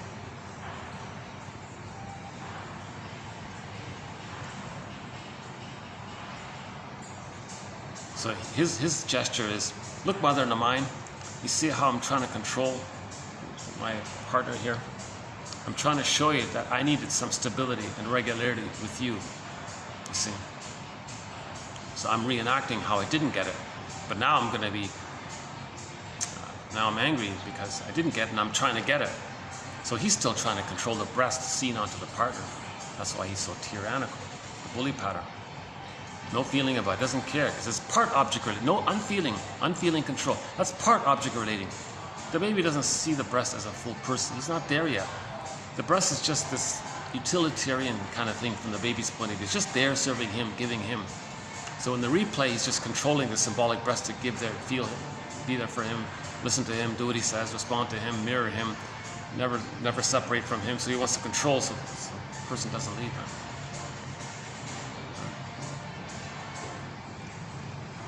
Here's that one about the only chance, better than nothing one. Particularly in women with the most deprived early histories, falling in love may be the only model available to organize such promising feelings.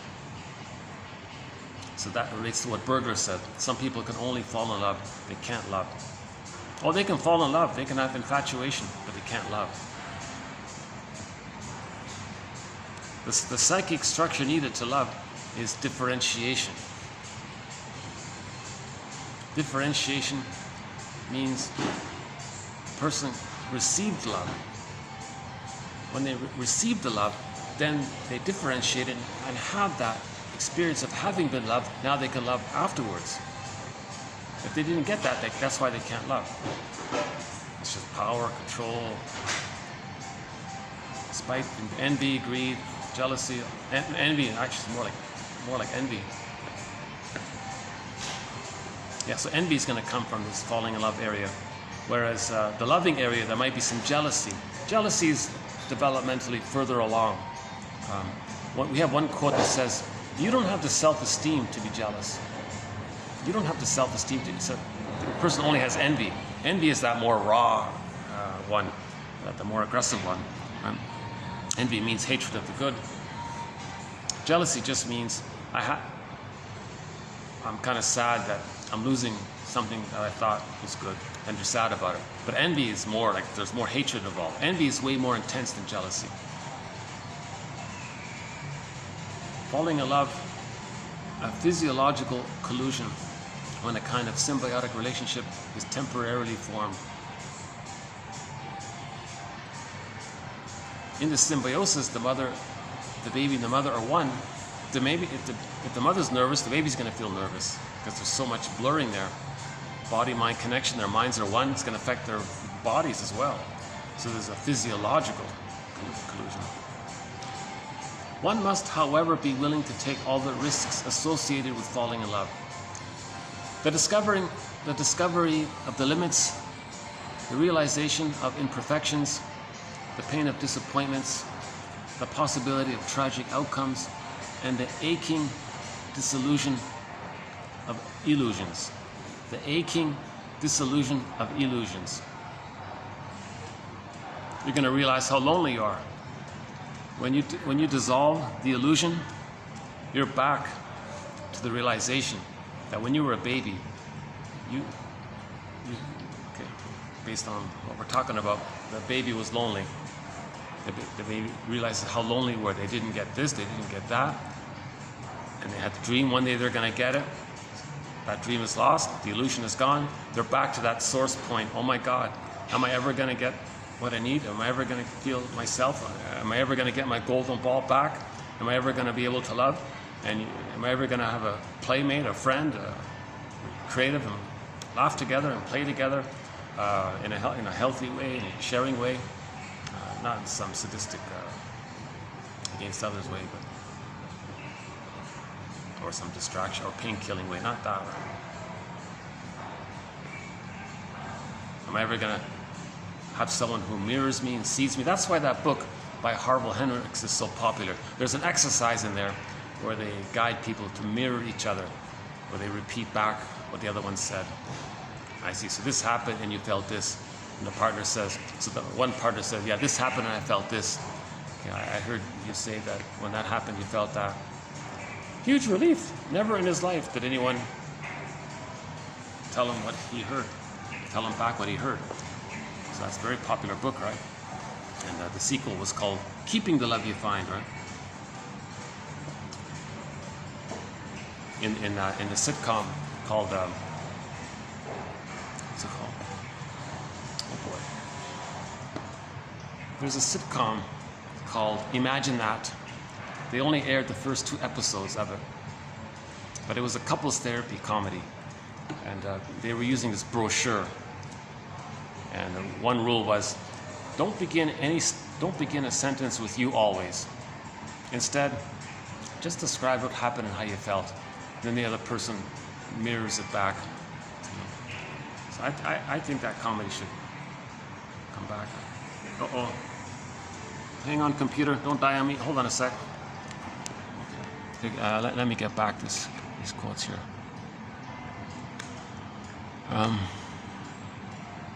Where are we here?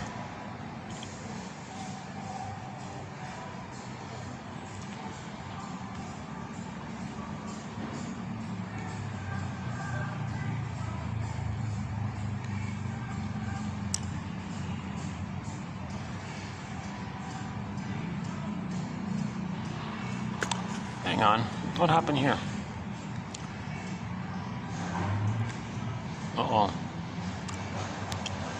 Okay, let me just quickly get back here.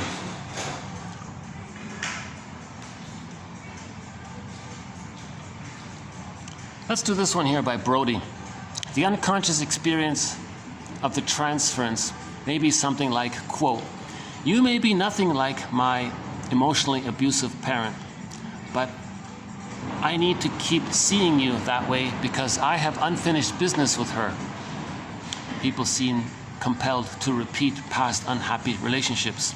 In the transference, the client says unconsciously to the therapist, quote, "I know that you are really my therapist, another person out there that I have discovered, but I will create in you a replica of my mother or sibling, and I will act towards you and feel about you as if you were really that person, all the while knowing that you are not."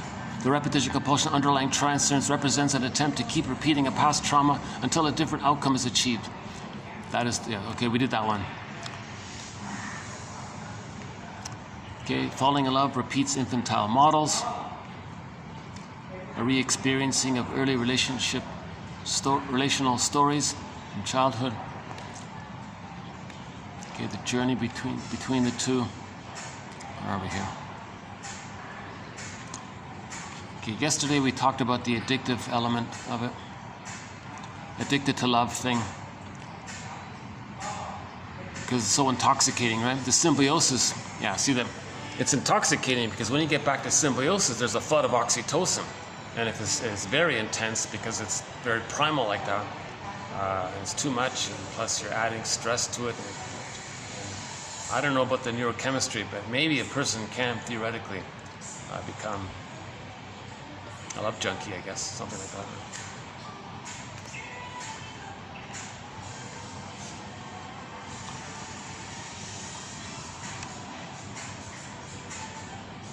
Okay, so that's 5 and 6.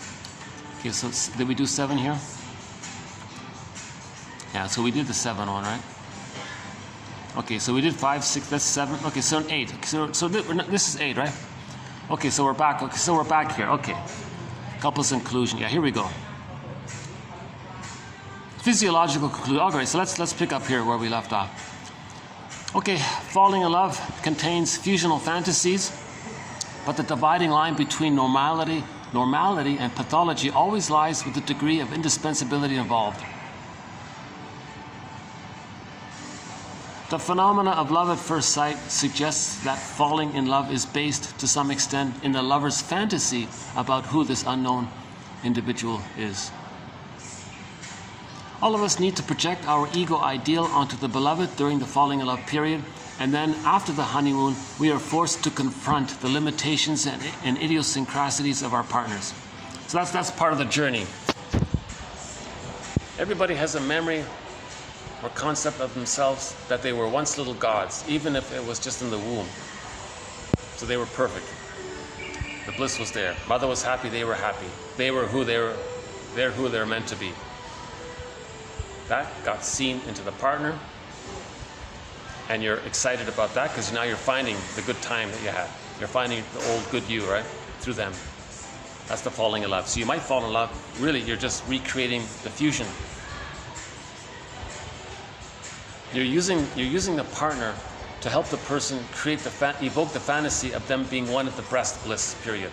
That's the falling in love. So you're really just recreating the bliss that you had with the mother, using the other kind of thing. And that's why, like in this in the Doobie Brothers song, that's why she walked out the door. After this honeymoon phase, we are forced to confront the reality of the person, their limitations, their idiosyncrasies. Okay, the reality of who they are, the three-dimensionality of who they are. So here's an example of falling in love. They met in a shop once. 3 days later, 3 weeks later, they got married.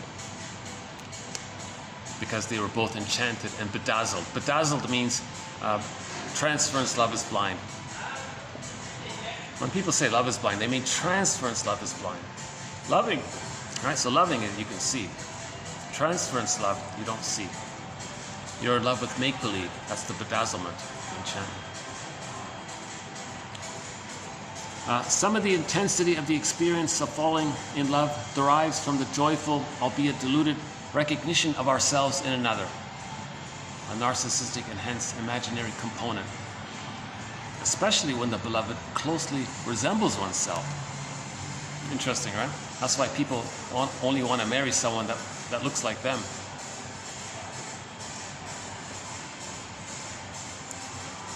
She was overcome by sensations that were too intense, that played havoc with her ability to reason, sudden enchantment. Her falling in love is characterized also by a confusional connection with the parent. Yeah, so they're confused about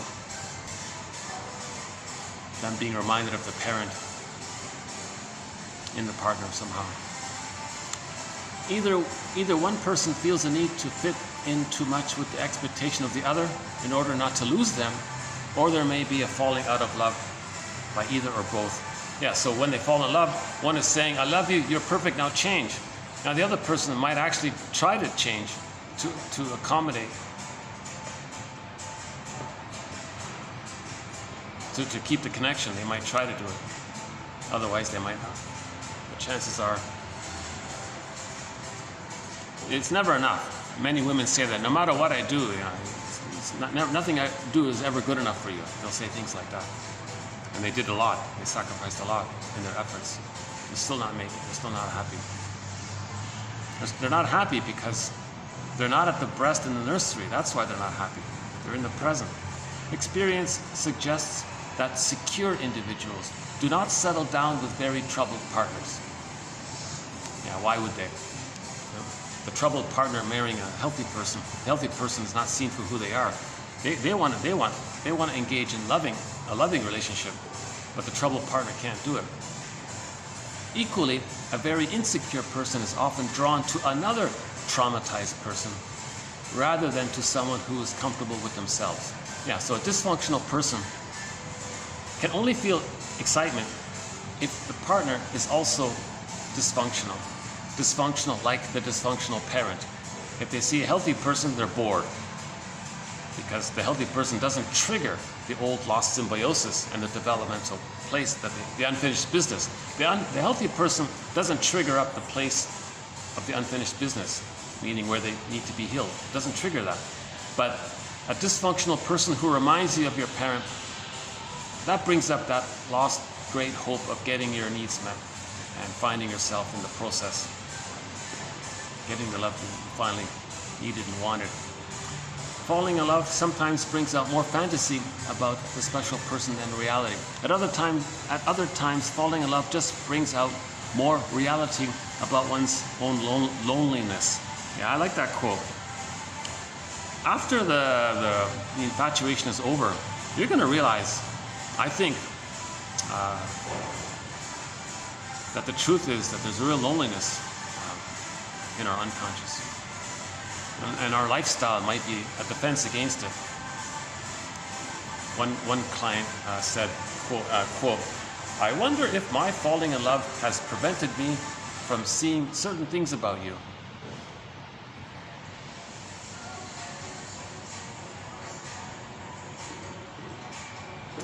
Okay, so these quotes, that's what I just read, that's 2438. Right? So that's good. So we did four. That's great. So we did 100 quotes now on the topic of falling in love. And maybe what I'll do is, let me just do a quick preview for the next one, the 5th video. Transference love is dominated by the repetition compulsion. So we know that. This transference love is dominated by the repetition compulsion.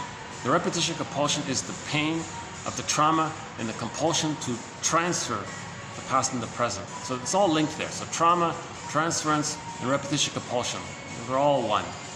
Transference love, a case of infantile love masquerading as love. So a lot of people might think that their infantile love is genuine, real, warm love. Transference, okay. In this next batch, in the 5th video, the term falling in love or infantile love or pseudo love or projected love isn't used. Instead, it's just transference love. Okay. So it's all synonymous. Transference love is not the same as the capacity to love in real life. Huge difference, because transference love is just the reenactment of the painful interaction with the mother. That's not love, right? The capacity to love comes from differentiation. With transference love, you didn't differentiate. That's the unfinished business.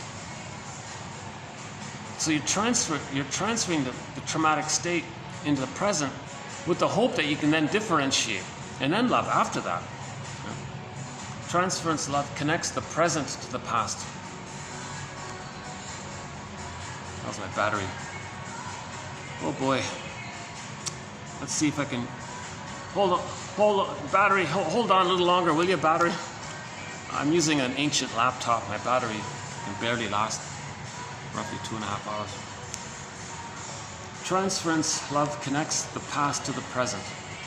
Key point, transference love links the present to the past, or links the past to the present, either way.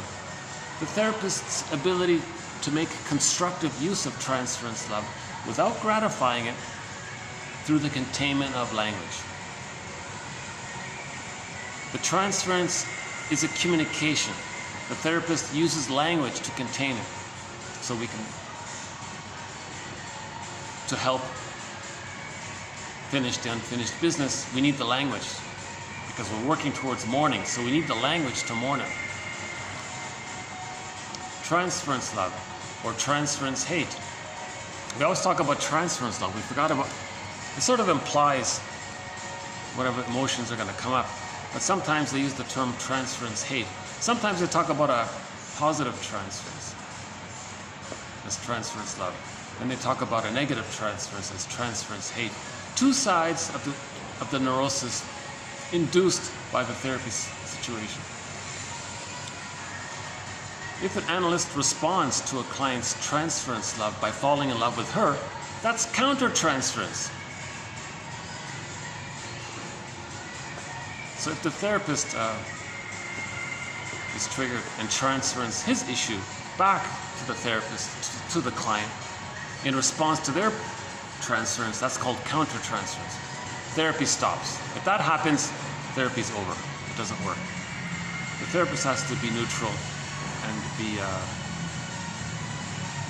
and provide the language of interpretation. If he colludes, that's called couples in collusion. Now if the couples are in collusion, the healing doesn't take place.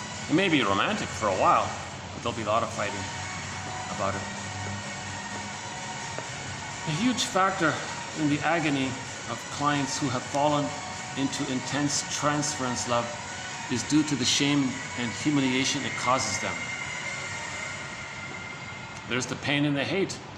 It's going to bring up the original shame and humiliation that baby felt. That's part of the unfinished business. The client's transference love referred to his mother imago as opposed to image, imago. The imago is not a carbon copy of the mother image. The imago is influenced by the person's issues about the elements of the person. So elements of the person blended in with the mother image. That creates the mother imago. So the mother imago includes aspects of himself. I'll have to work on that one. The transference love is used to see their origin. Transference love is used to see its origin. That's a good one. Transference love is used by the therapist to see its origin. The fixation point, the place where they're reenacting. In the end, it is used for the purpose of dissolving itself.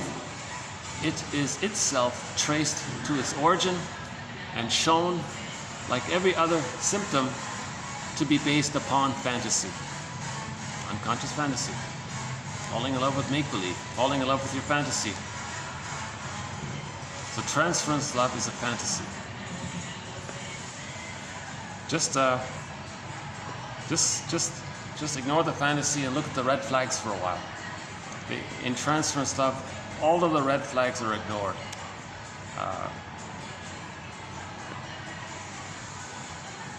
In fact, the rejecting partner who read that book, Why Men Love Bitches, the advice book is, throw up a lot of red flags because the baby couldn't deal with the red flags that he was experiencing.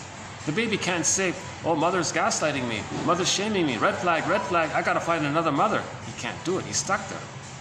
So the partner will replay the rejecting mother. So he's gonna ignore the present red flags, just like as a baby, he had to ignore the red flags of the mother because he had no place to go. But now as an adult, we can see the red flags and say, sorry, I think you're taking advantage of my traumatized past, and so that you can henpeck me and convert me into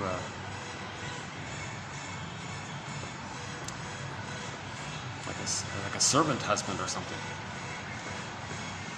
In analysis, transference love must be entirely one-sided.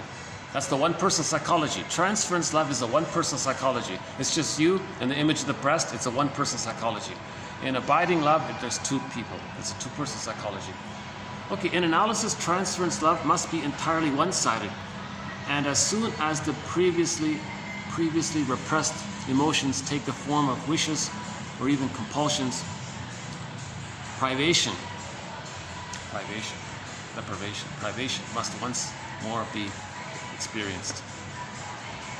The baby experienced privation. The thing he needed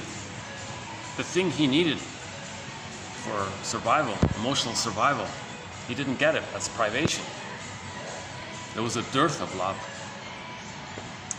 emotionally impoverished. In the transference love, you're getting that back all over again.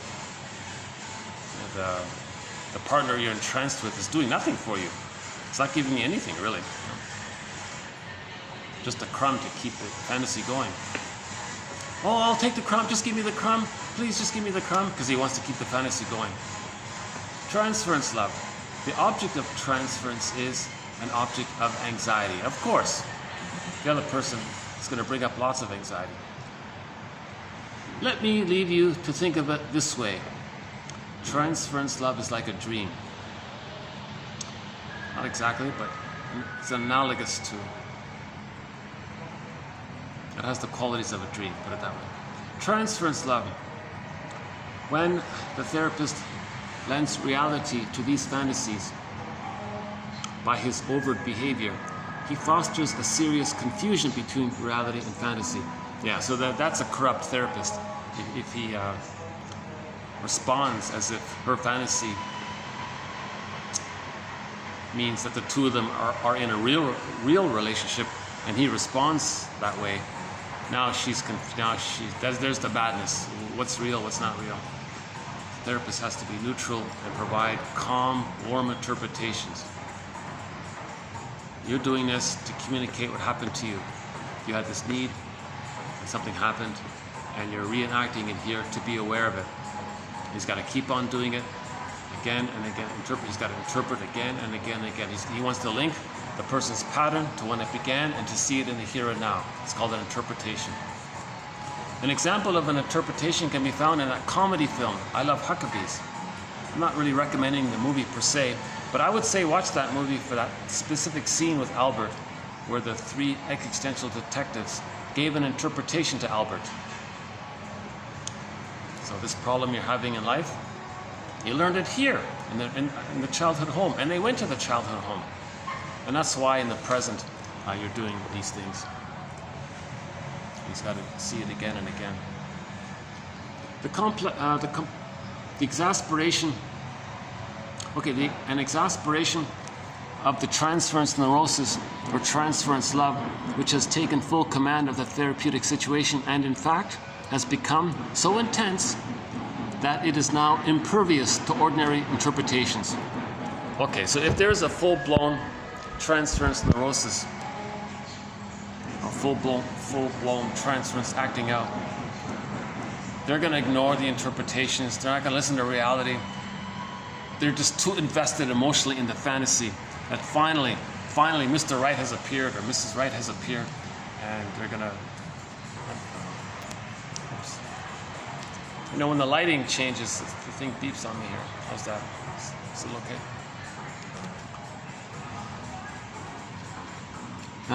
The complexity of the transference means that infantile and part object feelings are experienced within an adult body, and this arouses a complex mixture of desires and fears.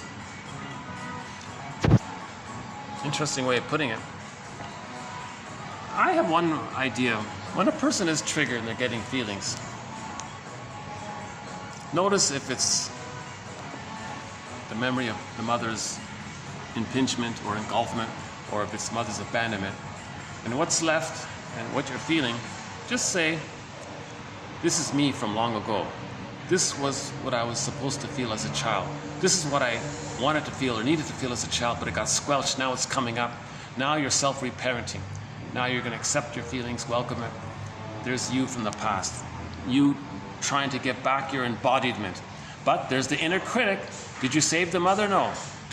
So the repressive force is going to come back again while you're still trying to feel. So you're trying to heal, but the memory says you didn't save the mother. That's why you got to forgive your parents. Then you can heal. Because if you don't forgive your parents, you're still feeling guilty for not saving them. So I think this is interesting about the embodiment. And a lot of people do talk about the emotions in the body. What's his name? Lowen or something? Bioenergetics, things like that. Transference love reveals past patterns of relating and mobilizes the potential for healing or growth. You see? So the transference love, the infatuation, there's an opportunity to start to accept some of your old feelings. On the one hand, transference love is merely a new edition of the old, to be dealt with chiefly by translating it back into its infantile terms. On the other hand, transference is a means to a rational end. So there's something positive about transference.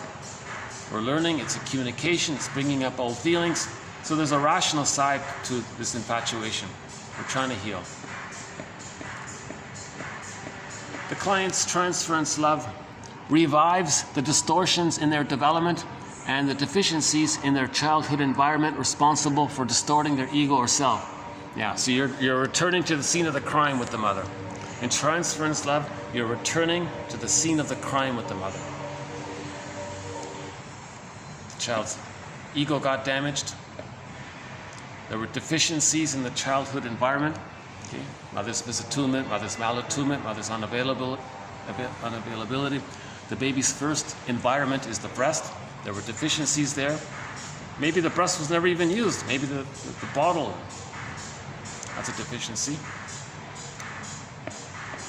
Barring emergencies and special exceptions, mothers are meant to naturally breastfeed. The baby expects the breast when he's born. He's looking for it. He'll settle for the bottle if he has to, but he's shamed by it.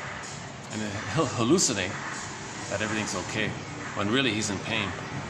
Transference love may be the only experience of love the client has ever known. Yeah.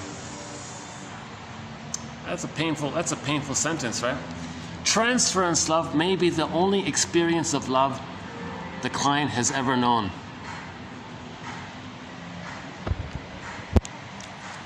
So, by one estimate, roughly 70% of the people in North America are only capable of transference love.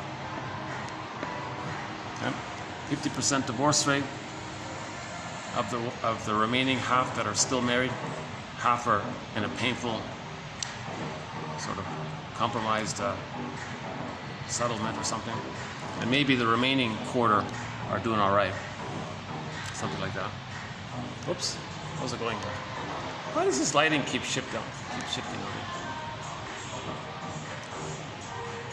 What is it, 1:30? 1:30.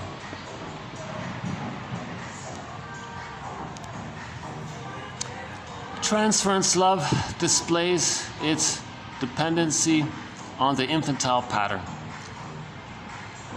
Or we could say transference love displays its source point by revealing the old infantile pattern or reliving the infantile pattern. Transference love repeats infantile reactions. Okay, that short little sentence I think is good. Transference love repeats infantile reactions. The baby had an infantile reaction. Now it's being repeated.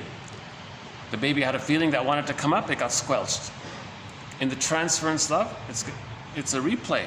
But maybe now, okay, hold on, I got a feeling. And I think the thing to do is to say, okay, this is the child me from the past here. The child me from the past is now here. So you found yourself. Now, I don't know exactly how to best facilitate the sustaining of that, because the force of repression is coming in, you know. So I don't know how. That's the inner critic, right? The deep memory of what happened. So now, so you got to forgive the parents, because that repression is due to the relation with the parents. If we forgive the parents, we lose the inner critic. Transference love may take the form of embedding itself in the therapist's life in order to aid the therapist to feel like a worthwhile therapist. The client's own strivings for a personal idiom and for separation may be overshadowed by sacrificial transference love. So the client is trying to save the therapist, heal the therapist, be a good therapist. Okay? The baby wanted a good mother, heal the mother, protect the mother, save the mother. So one version of it is they may want, I want to save you, therapist, I want you to be a good therapist. Transference love is too intense to be rational. The ghosts of childhood love that the analytic work has painfully summoned. The ghosts of childhood love that the analytic work has painstakingly summoned. The analytic work, the safe space, the free association, the interpretations, now the stuff's coming up. The feelings are coming up. Transference love is to a great extent a neurotic repetition and hence interpretable. Transference love is an unhealthy form of loving. Transference love has a compulsive, tense, and defiant nature. There's a stubborn, right? You're in the sitcom Help Me Help You, starring Ted Danson. The wife said, "You're unconscious acting out. You're unconscious." She called it a donkey. Your unconscious is such a donkey. Stubborn, compulsive, tense, defiant. It's a stubborn donkey. I'm divorcing your unconscious. I'm divorcing the donkey. You as being controlled by your donkey self, unconscious self. A very funny scene in the sitcom called Help Me Help You. There's a very funny scene. They were separate. The couple, they were separated. The guy didn't want to accept it, so he got drunk. He returned to the original home and found his separated wife with another guy, and she was shocked. "What are you doing here?" Now he said, "What are you doing here?" "What are you doing here?" He said, "I don't know. I got drunk," and then he said, "I think my unconscious. I think this is a display of my unconscious desire to be here." A subconscious. "I think what you're seeing here is a display of my subconscious desire to be here." Your subconscious is such a jackass. I'm divorcing your subconscious, and that's why I'm divorcing your subconscious, because it's such a donkey. It's a stubborn. Right? Transference love has a compulsive, tense, and defiant nature. Okay, so the puppet master is defiant to reenact. Okay, so the repetition compulsion is like a stubborn donkey. It's going to reenact what happened, because there's this drive for healing. That's the stubborn aspect of it. It's in reference to this drive, this push for healing. We're trying to heal. Right? The seed in the soil is trying to come up and sprout. There's this drive to heal. Right? Transference love has a compulsive, tense, and defiant nature, incompatible with the analytic task. When it predominates, the client experiences an unconscious relationship from his intimate history with a strong sensation of immediacy instead of remembering it. See? So either we repeat and don't remember. We repeat because we don't have memory. We don't remember. Once we have memory and feeling, we stop repeating. A fiction, a lure. Transference love is bred in the womb of ignorance. We're just unaware. So this transference love means we're unaware that we are replaying, reenacting the trauma with the mother. That's the ignorance. So in that ignorance, the womb of ignorance, we're lured into this fiction. Transference love holds the potential for highly romanticized, deeply bewitching,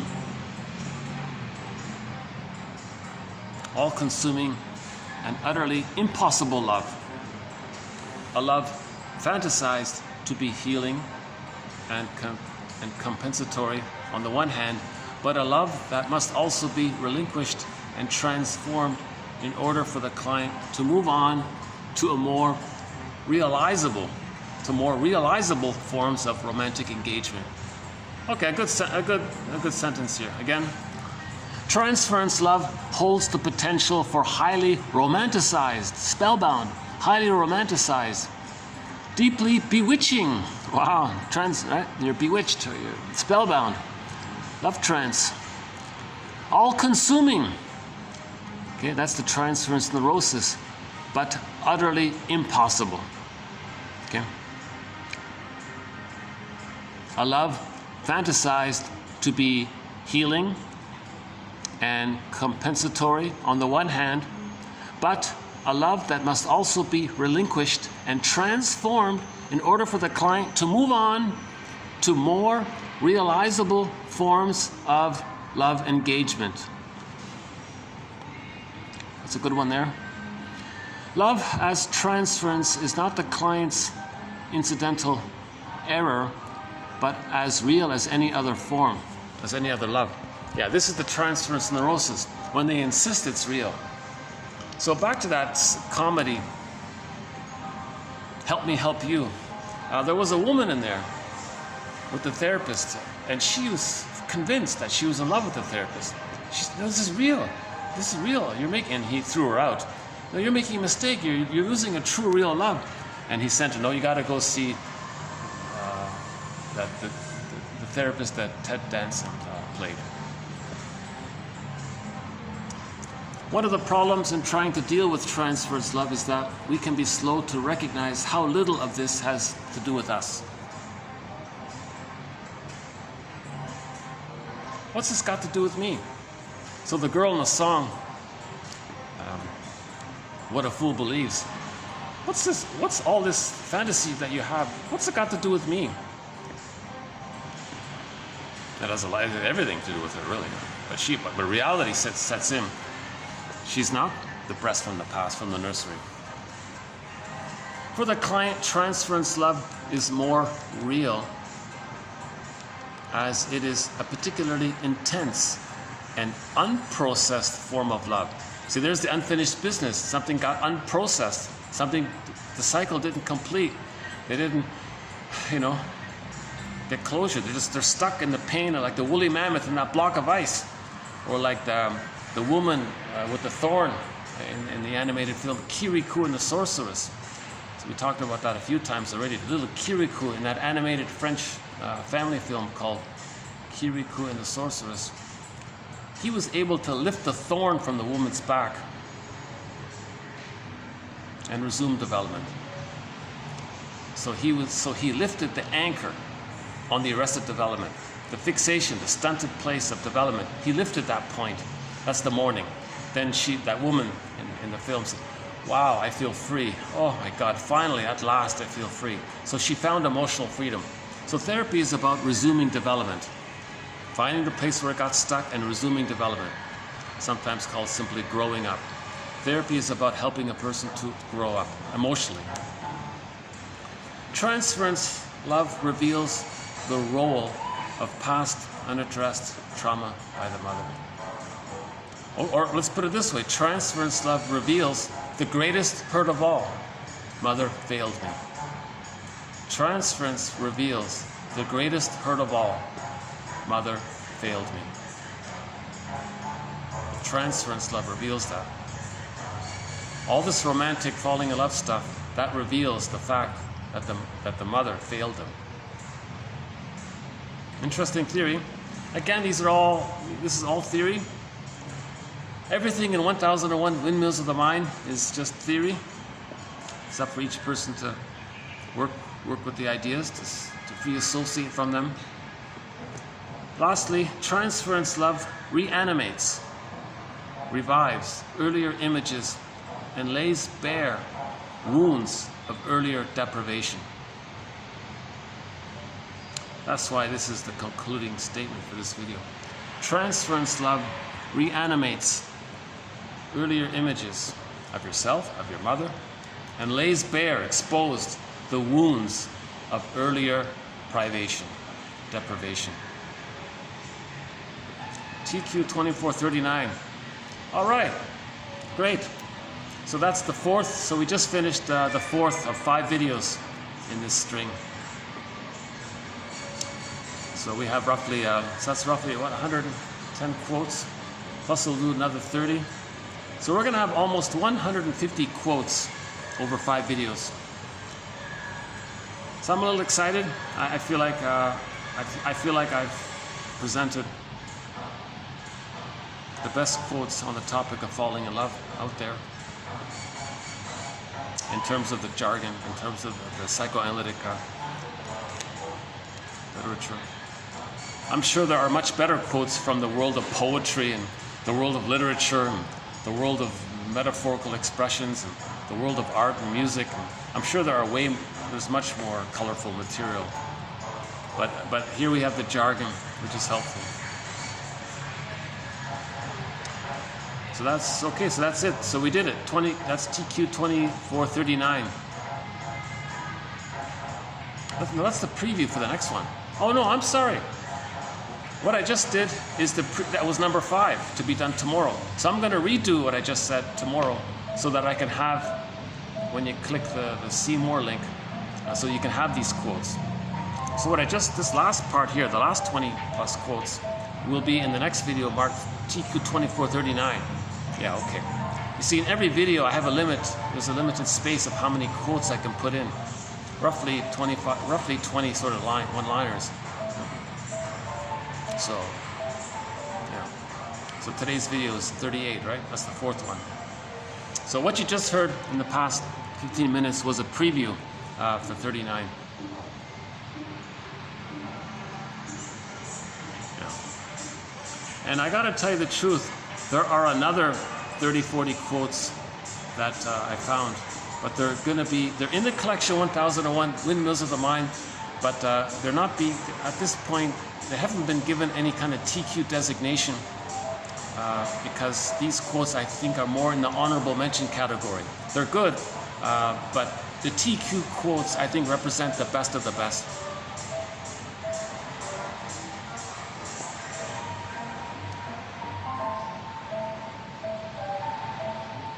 So if somebody would like to have the complete collection of quotes entitled 1001 Windmills of the Mind, they're going to get over 5,000 quotes.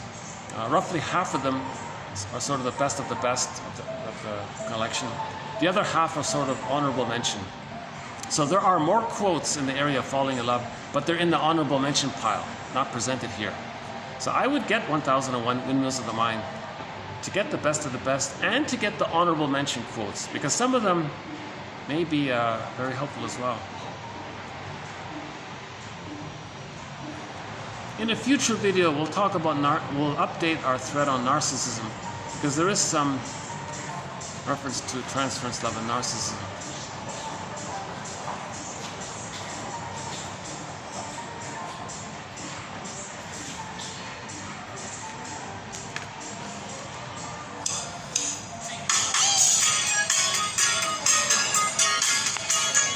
Okay, so thank you very much. This has been TQ 2438.